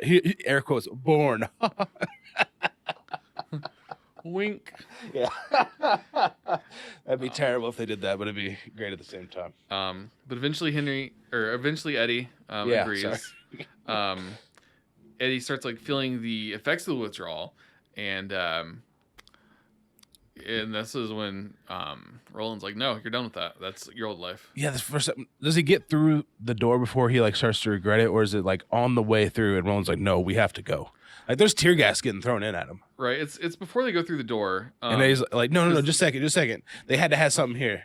They went back to the bathroom to get the pills, and he's like, then Eddie goes back to try to find some drugs, and then Roland's like, "No, you're coming with me now." Yeah, it's over. We're getting the fuck out of here. I'm not gonna. You're done with that life. And I gotta imagine that at least what happens after this, Roland is fucking exhausted. Oh yeah, he's probably like, dude, I'm about to pass the fuck out. I just gave you everything I had. I saved your life 2-3 times here. My battery is at 1%. Yeah, I've been on low power mode for a day. Right? I need to go through this door now. Yeah, so he doesn't let Eddie get his fix, and so his last fix is, I think he snorts it in the bathroom. of the airplane. Yeah, he snorted some in the Yeah. bathroom of the airplane. I know that if I was Eddie and like I have like some addictions like tobacco, whatever shit, right? Like if I was ever like it was taken off this planet, I think of the last time I had it. When was the last time I had it? You know, just Right. bookmark that in my life. The last cigarette you ever had, the last fucking chew or whatever it may be. You know, the last smoke. But and yeah, they get back into the sand, and Eddie starts like kind of freaking out. He's like writhing is how they describe it. mm-hmm. And Roland's like, okay, I'm gonna take some of these pills, and they just like basically bear hugs him and passes out. Like bear hugs him to like They keep him basically calm. spoon like to comfort each other here. Yeah. I thought that was kind of cool. I thought that was progressive for a 1980s book. I was like, you know, this could be maybe straight guys. I don't know. I mean, for all they showed us, they're probably cis males, but what was I about to say? Damn it! I had something I want to talk about. Oh. No, I don't remember. Sometimes I can spry myself into something by saying "oh," but no, it didn't work that time. But they That's a good mental trick. I like it. you try it sometime. Just put in. It's like counting down 3, 2, 1, and like jump. No, just say "oh." You'll sometimes take a shit. But I did want to bring up that how the door fell. I found that interesting that it aged and like I think the prisoner like wasn't there anymore. It was just like a plain old oak fucking door. Yeah. That didn't have nothing. For some reason, I picture this as like think of like a old school gentleman's library, like smoke lounge. Yeah. Like how there'd be a very decorative door. That's how I picture all these doors on the Beast. They're not just fucking bedroom doors or whatever. Like they would be, I mean, just deeply finished and just beautiful wood. Intricate. For Yeah. Sure. And then it kind of snaps into this it's just a piece of fucking wood. Now it's a door. It's a door on a beach, whatever. And then just boom, right there. And it's over with. Yeah. And so we got into the next subchapter. We only got, I think, is Shuffle the end of it? I think so. Yeah. Yeah. So we got the last one. What do you think about the name Shuffle?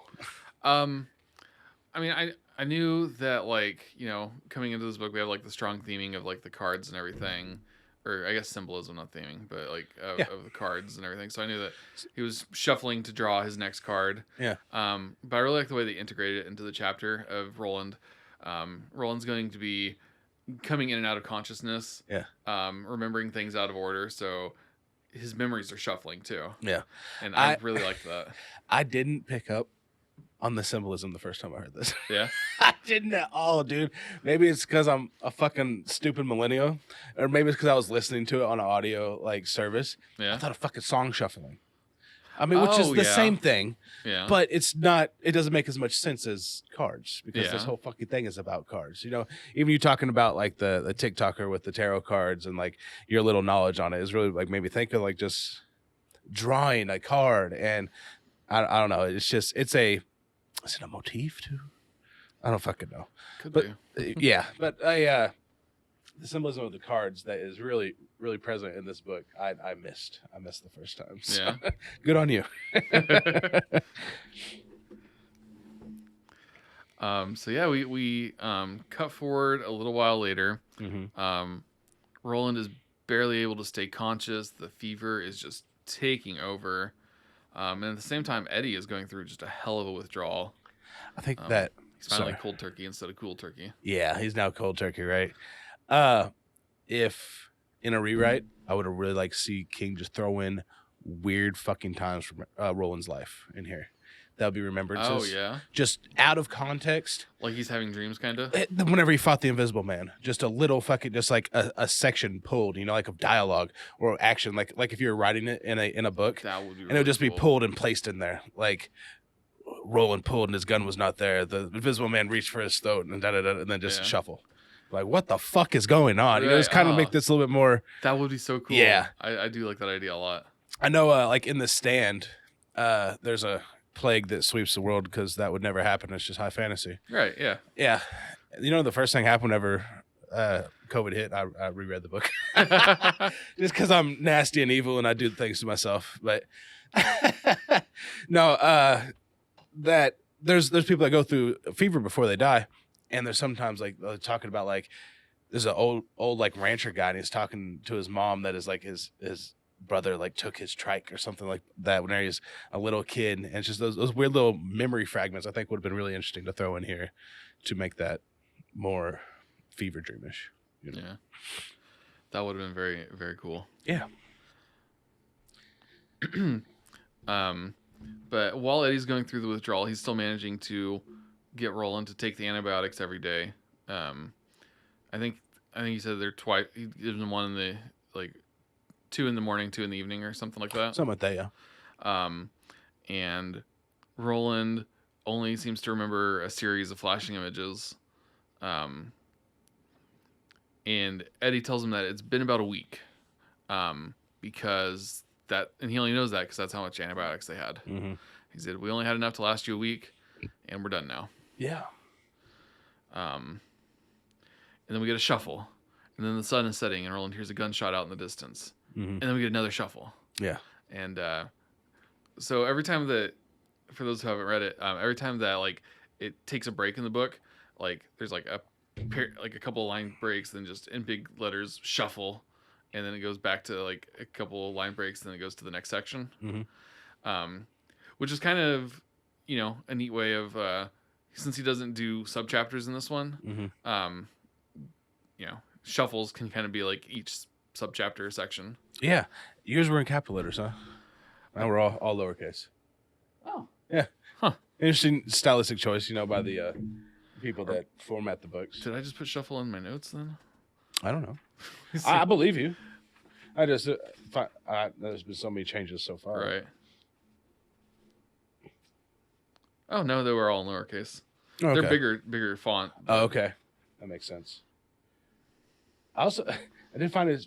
What's it called? Onomatopoeia. Whenever words sound. Whenever a word sounds like kablam. Yeah. It sounded. It's weird to put into a book to me. I don't think that it's happened. It's very comic booky. Very and then a kablam. Kablam. No. Oh. But they do that in one of the shuffles. I just want to mention that before we kept on moving on. Roland smells something cooking, and it's like, oh, it smells good. He's starting to feel hungry again, which has impressed him because he hasn't felt hungry in a long time. He's just known that he's needed to eat. So it means he's getting better. He tries to talk to Eddie, but he can't. And Eddie is just kind of in a bad mood, shoving food into Roland's mouth. And Roland thinks of the irony that all the drugs that they have now are for him and none are for Eddie. That's fucked up. I forgot about that. Roland tries to comfort Eddie, and Eddie just tells him to piss off. He's like, "I'd kill you if it wouldn't leave me lonely." Yeah. Which I don't believe. I think he's just saying that because he's mad. Yeah. Because of some stuff he says later on. But I was like, oh, you're just grumpy. Yeah. Go eat a Snickers. Did you pick up right away on what Eddie was feeding him? I think so. I think I did too. If I didn't, I definitely realized it before Roland did. Oh, for sure. It said white meat. I'm like, oh yeah, that's lobster. Yeah, that makes sense. That's what he's feeding him. I just don't remember now, but it's the only thing that really makes sense. Yeah. I have this page dog-eared. I need to fucking leave a goddamn pin in this book because I don't know what I was trying to talk about. I've read this whole page twice while we've been sitting here. I have no fucking clue. So we were... You're done with the shuffles, right? That's where we got to? Yeah, so it shuffles again after he tells him that he'd kill him if he didn't want to be lonely. Oh, yeah. That... Then Roland kind of gets up and they decide it's time to go. The lobstrosties were getting a little bit closer, right? Yeah. And what's that fucking word called? When you make a travois?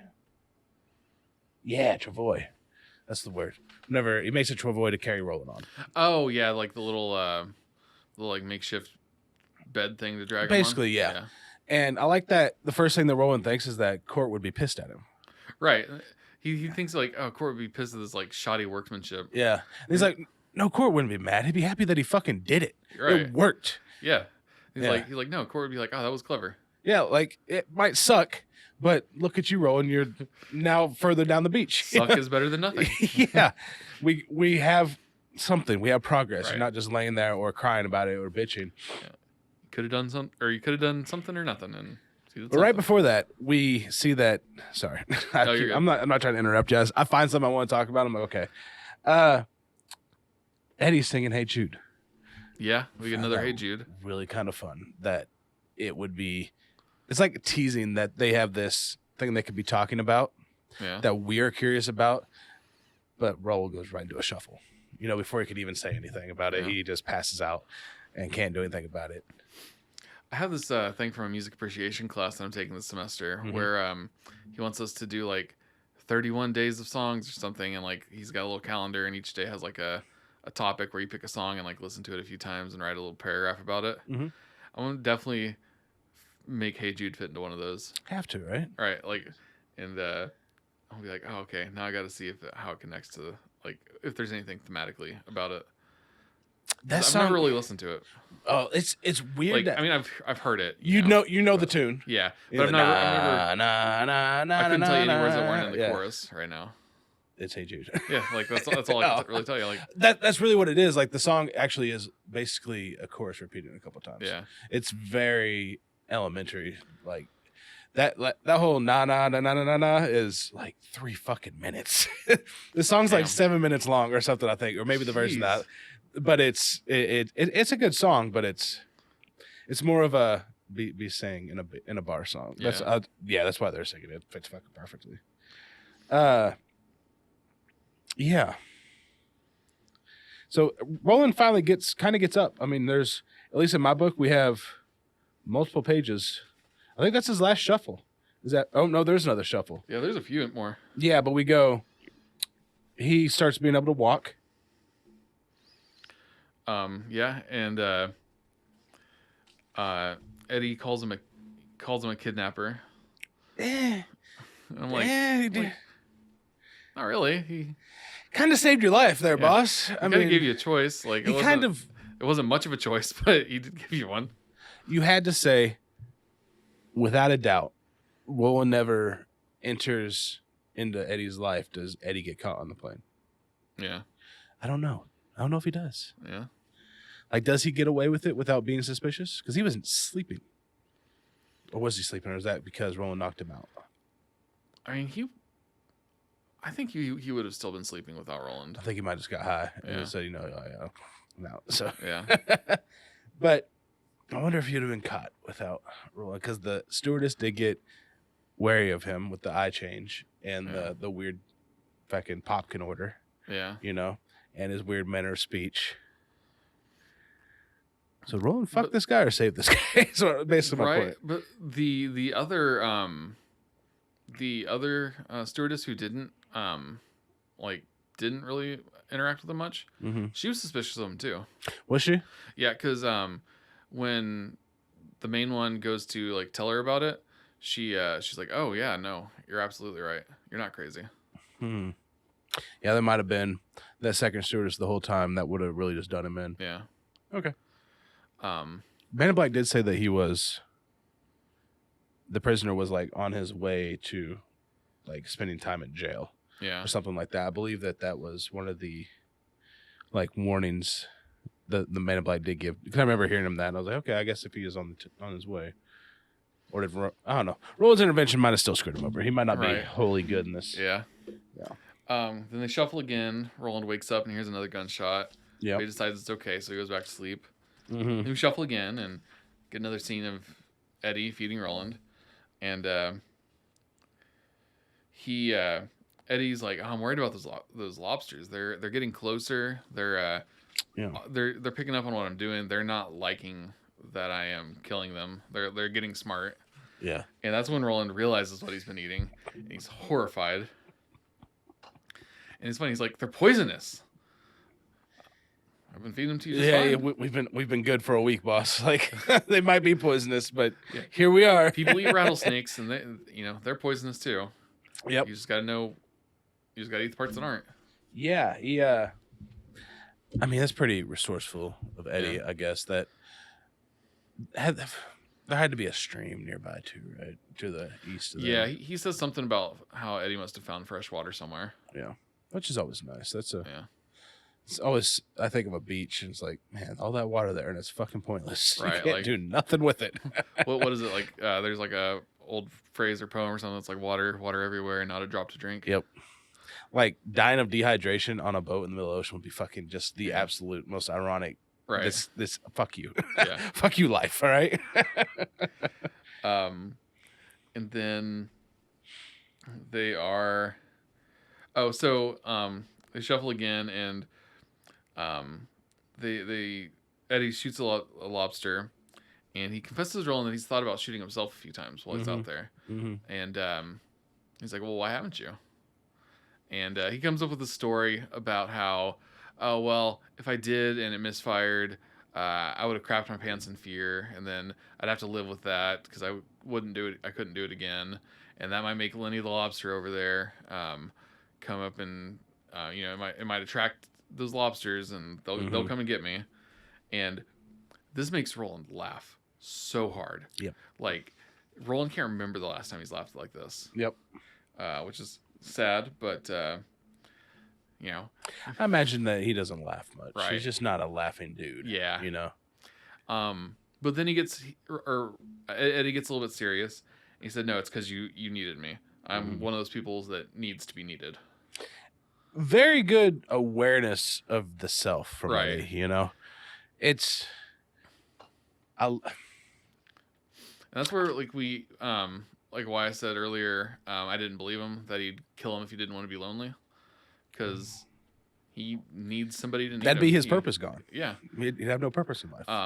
And then we kind of get some insight into his head about how, his whole life, like Henry and his mom always said that Henry was like taking care of him, but he was really more the one taking care of Henry, especially Ever when they were since adults. the war, yeah.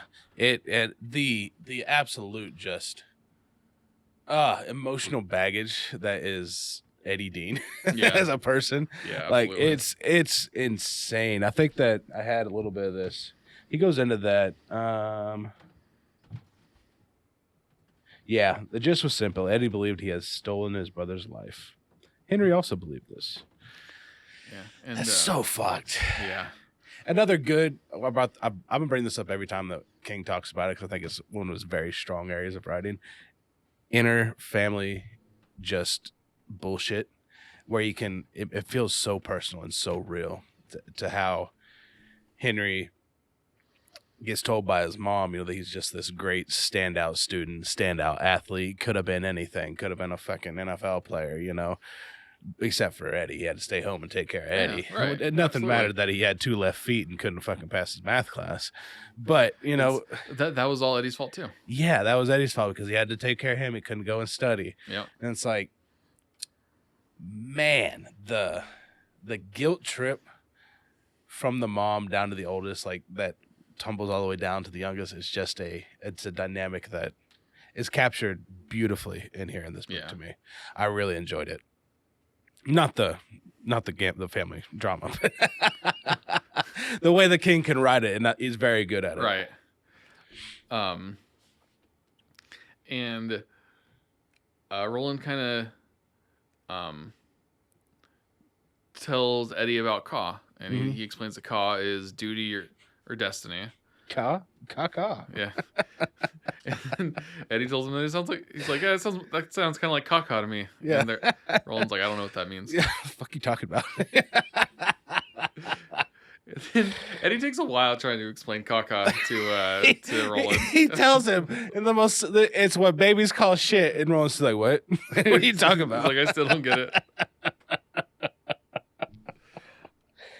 Oh, I love it. Well, while they're talking, Roland kind of thinks about his past, and of his class of 56 people, only 13 of them became gunslingers, and of those, he's the only one left alive. Yeah. And I'm like, 13 is usually like a significant number in books and stuff, so I suspect that that's for a reason. It would have been better if he had 19 classmates. That's what I'm saying. Yeah. But no, 13. Yeah, he definitely. That's intentional by King there. They had 13 classmates. Yeah. And then the next day they're preparing to go along again.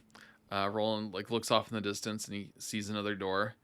Or he tells Eddie that he sees another door because we're in Eddie's perspective. Mm-hmm. Eddie's looking and he can't see anything. He's like, "What the hell are you talking about? There's nothing out there." Mm-hmm. And he's like, "You must have eyes like Superman, if you can see that." And again, the reference is lost on who the fuck lost on Roland. Superman? He's like, "I don't know what a Superman is." Yeah. And he tries to explain it to him for a little bit, like, "Yeah, whatever." And they keep walking. They're walking for a long, long time before Eddie sees it. Finally. Yeah, like multiple hours. Yeah. Right. Like Yeah. most of the rest of the day, I think, before Eddie even can barely see it. Yeah. Yeah. And it's like, wow, he wasn't kidding. There's something down there. Yeah. And then I think by the next day he knew it was a door. And then And they finally, after late the next day, they get up to it, and this door has the Lady of Shadows written on it. Yeah. So I was like, all right, she's gonna break the blue plate. Nobody knows what that means. What's it mean? I don't know. I didn't want to stop before I had a little piece in here that another man, less pragmatic and more introspective than Roland, might have asked to himself, if not right out loud, why this one? Why this man to start? Why a man who seems to promise weakness and strangeness, or even outright doom? And even King goes on to that the gunslinger would never ask a question, but Cuthbert would. Cuthbert died with a question on his lips and a smile or whatever, right? Makes me think, if we believe, as we're told, Eddie is going to be in the story for a little bit. He's in this world. There's no way for him to get out. Maybe a door if he wants to try to escape. But if Roland is building his Avengers, what a fucking sack of shit first draw. Right. Right? He's not getting, you ever see those TikToks oh, I'm gonna build my team and then the team's gonna fight against me, and they draw fucking just baby Groot, and then a whole bunch of bullshit here, oh my god, this is my team. That's how I feel like Roland's like he's not getting anything that's. Eddie's proved his worth so far, and I enjoy the character, but he's like, there are stronger, better people that I could have had with me. Could Roland have gotten an equal or a better? I mean, one probably doesn't exist in this world. Right. Maybe a magic Walter O'Dim, the Man in Black, could be an equal or better. But if Roland's assembling a team and everybody's going to be just leagues below him, you know, I don't know, leagues are sea level, but whatever. Miles below him. Why this one? And made me think that if this is Destiny or Ka or just the Man in Black being a dick, if you believe that it's Destiny or Ka, that maybe the story that Roland is, the team that he's gathering isn't necessarily to win his usual fights, to carry on his usual way. Things might be changing, or if it's just the Man in Black fucking with him, it's bad teammates that Roland's gonna have to deal with. Whatever it is, it's gonna be really interesting seeing how they fit into the puzzle of the story, how what their role is going to be. Because I imagine, if we start off with Eddie, I'm gonna guess the other two are probably gonna be messes in their own way a little bit. And so it's gonna be really interesting to see how everybody fits into the narrative and what their purpose is. Yeah, and as much as the prisoner was a play on words, I have to believe that the next two are too. Yeah. Where I don't know what the fuck the Lady of Shadows means. Yeah, it's. I'm kind of thinking she's of shadows. She might be sneaky. She might be a very duplicitous person. Maybe she's a liar. Yeah. I like the duplicity answer. That's a good one. Yeah. That's cool. I'm trying to maybe she is also in some bad shit like Eddie was, but maybe she's on the other side of it. Maybe she's not the junkie, but the person doing the bad thing. Yo, what if she was a fucking just a dirty cop? Would that be a fucking wild dynamic to pull out? That would be very interesting. That'd be duplicity in there, and I'm not telling you what's happening. I'm just I'm spitballing here, Yeah. And that's fucking wow, that'd have been a really weird way to put it, huh? Okay, yeah. So there really wasn't much. They get there. We're up to the door, right? Yeah, they're up at the door. Yeah. Eddie demands that Roland takes him through with him. Mm-hmm. And Roland's like, settle down. This might not be your world. This might not be your time. Yeah. Let me go through and see first. Yeah. And Eddie's like, no, motherfucker, we're doing this together. Mm-hmm. I'm going through with you. Do you think that this would be two people inside of this Lady of Shadow's head? I think so. What the fuck? Yeah, it's going to be... There'd be three people inside this head, you know, like technically since it's her Right. consciousness, Eddie and Roland's. Would their bodies just be laying on top of what the fuck is going on? Right? It's going to be really interesting. And I that's pretty much where it ends, is Eddie demanding that they go together, Mm-hmm. and Roland like reluctantly agreeing. I think that Eddie's like, don't open that door without me like going in, like pointing a gun at him, and Roland's like, fucking kill me. If you're gonna do it, do it. Like, quit pussyfooting around. I'm open this door and go. Yeah. And they both enter. He said, "Ka." The gunslinger replied stolidly and turned to the door. He was reaching for the knob, but his heart was waiting to see if he would live or die. Ka. And there's another quote in there that says, he understood that only three things mattered: mortality, Ka, and the tower. I like that. And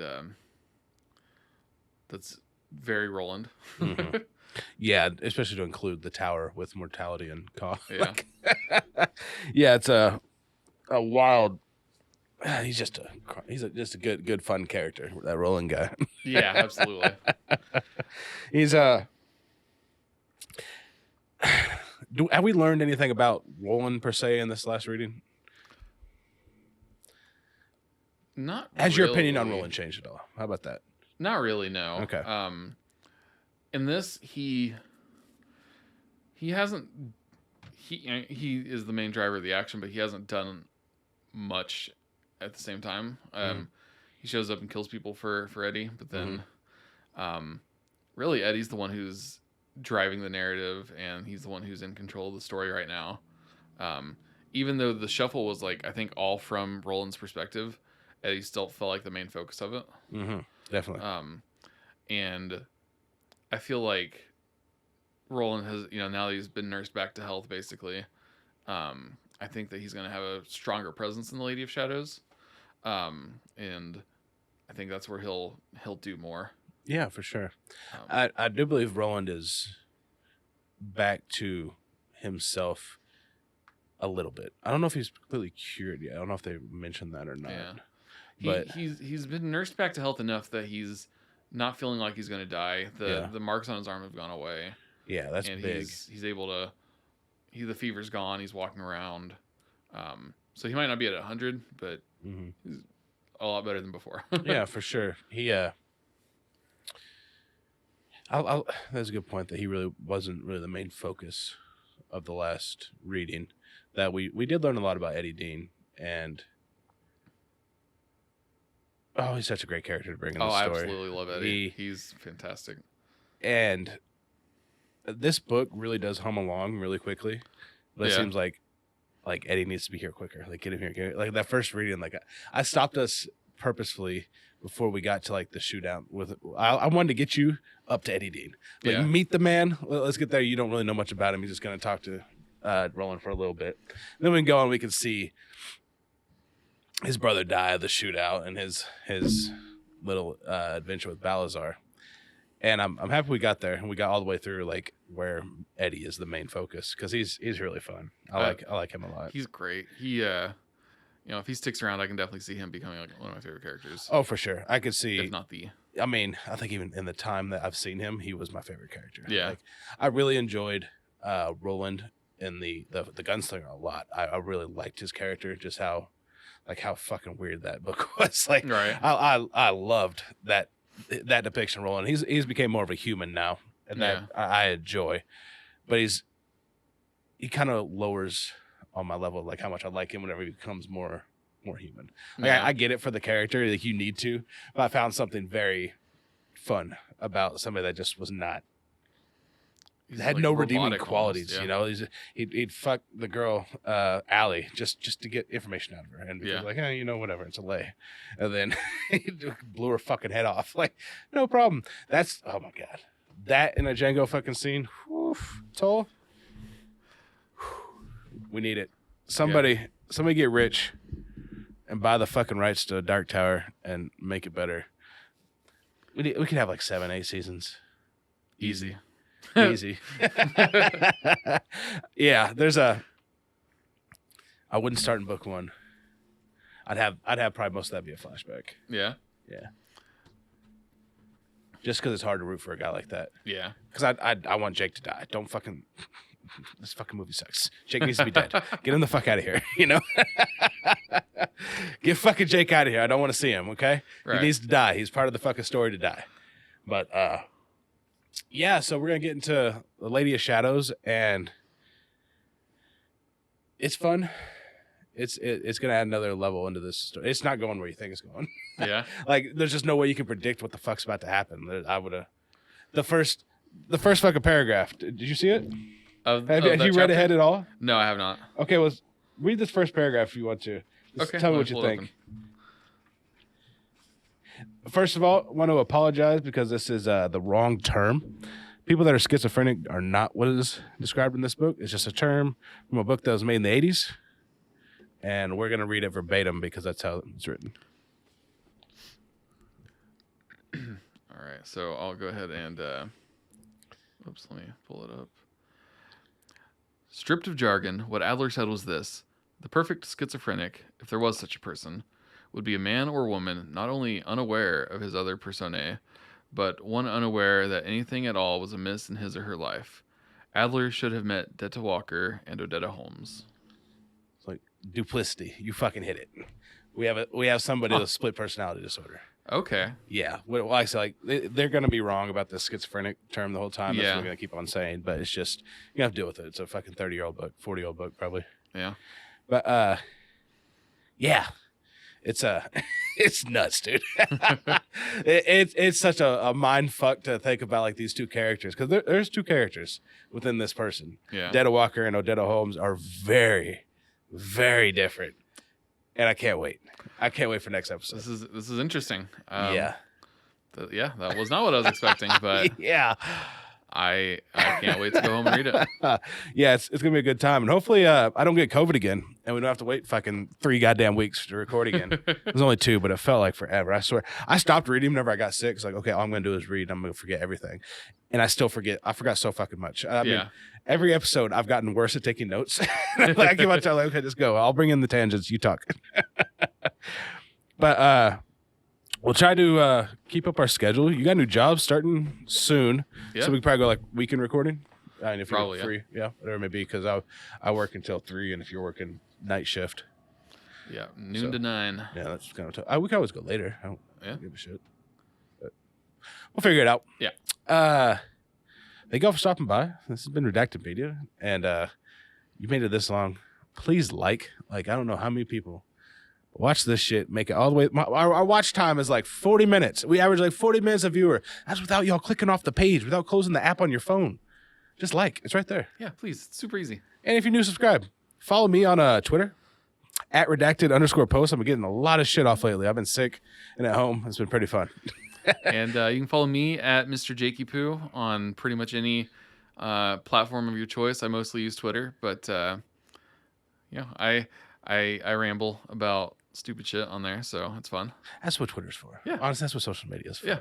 And in the description, we have our link tree, and your Twitter is now in there, so you know. Nice. So you guys can follow that directly. I updated not a lot of things, but like 3 things. I took some things off, put some things on. And just click on that. Join our Discord. I don't know what the fuck to put in a Discord. I'm not in any Discords like that are like ran by people. Like, do I just put fucking memes? Do I put like when the episodes drop? Like, I don't want to annoy people, but I want to have the Discord kind of become something. And I'm fucking terrible at it. It's like I'm trying to create something with something I'm not into. I don't understand. Yeah, you know? Give me some moderator roles. I'll throw you on there right now. I'll throw you on there before you leave tonight. Right on. And you can do whatever the fuck you want. Like I said, we'll talk about this. Nobody fucking cares about this. That's here. But I also have a couple of other shows. I have a new one. Basically, anything that I do is going to be called a Redacted podcast. That's just because I have like 5 shows that I do with different co-hosts, and they never have anything that last episode to episode. It's like, what co-host do you like the most with me? Obviously, this is the Dark Tower. We're not very structured, but we have something going. We're more episodic. Oh my God. Yeah. It's beautiful. It's beautiful that we don't have to these are my longest podcasts. I don't feel like they last long at all. I never have Yeah. to think about. I'm just trying to think about where the fuck are we in the story? Where can I find something to bring in? Do I want to have every? I bet you I could do this all the way through to book 7, start it over, and I could still fill a fucking hour and 30-minute podcast Oh, probably. on Yeah. each episode without hitting too much of the same things. Just more things that I caught. Yeah. You know, even with the same books like Mark said, like, okay, I've already talked about that. Blah blah blah. Don't know the fuck I'm talking about. But I'm gonna record another episode tonight with Jordan. That was a pretty fun one we did last week. That's on pretty interesting. It's fun. Yeah. we're Jordan's an interesting cat, and we seem to have some fun rapport that in arguing that might be. You won't tell us who wins, but I feel like I'm always going to be the side of logic. I won't be the side of logic. I'll be an asshole most of the time. But again, follow us on anything, man. We got a link tree down. Join the Discord. Jason's going to try to get some of that going, I guess. We both have fucking Twitters that are pretty funny. I mean, we get some interactions on there for people I don't fucking know. And I'm going to try to start getting some stuff out on TikTok, YouTube, Shorts, whatever it may be. Just stick around. I think we're going to try to turn this into something. Hell And yeah. if you're here from now, you know, it only go up, right? But all right, y'all. This is Redacted Media. We bring you the content as long as you mind your fucking business. Catch you next time. Boy.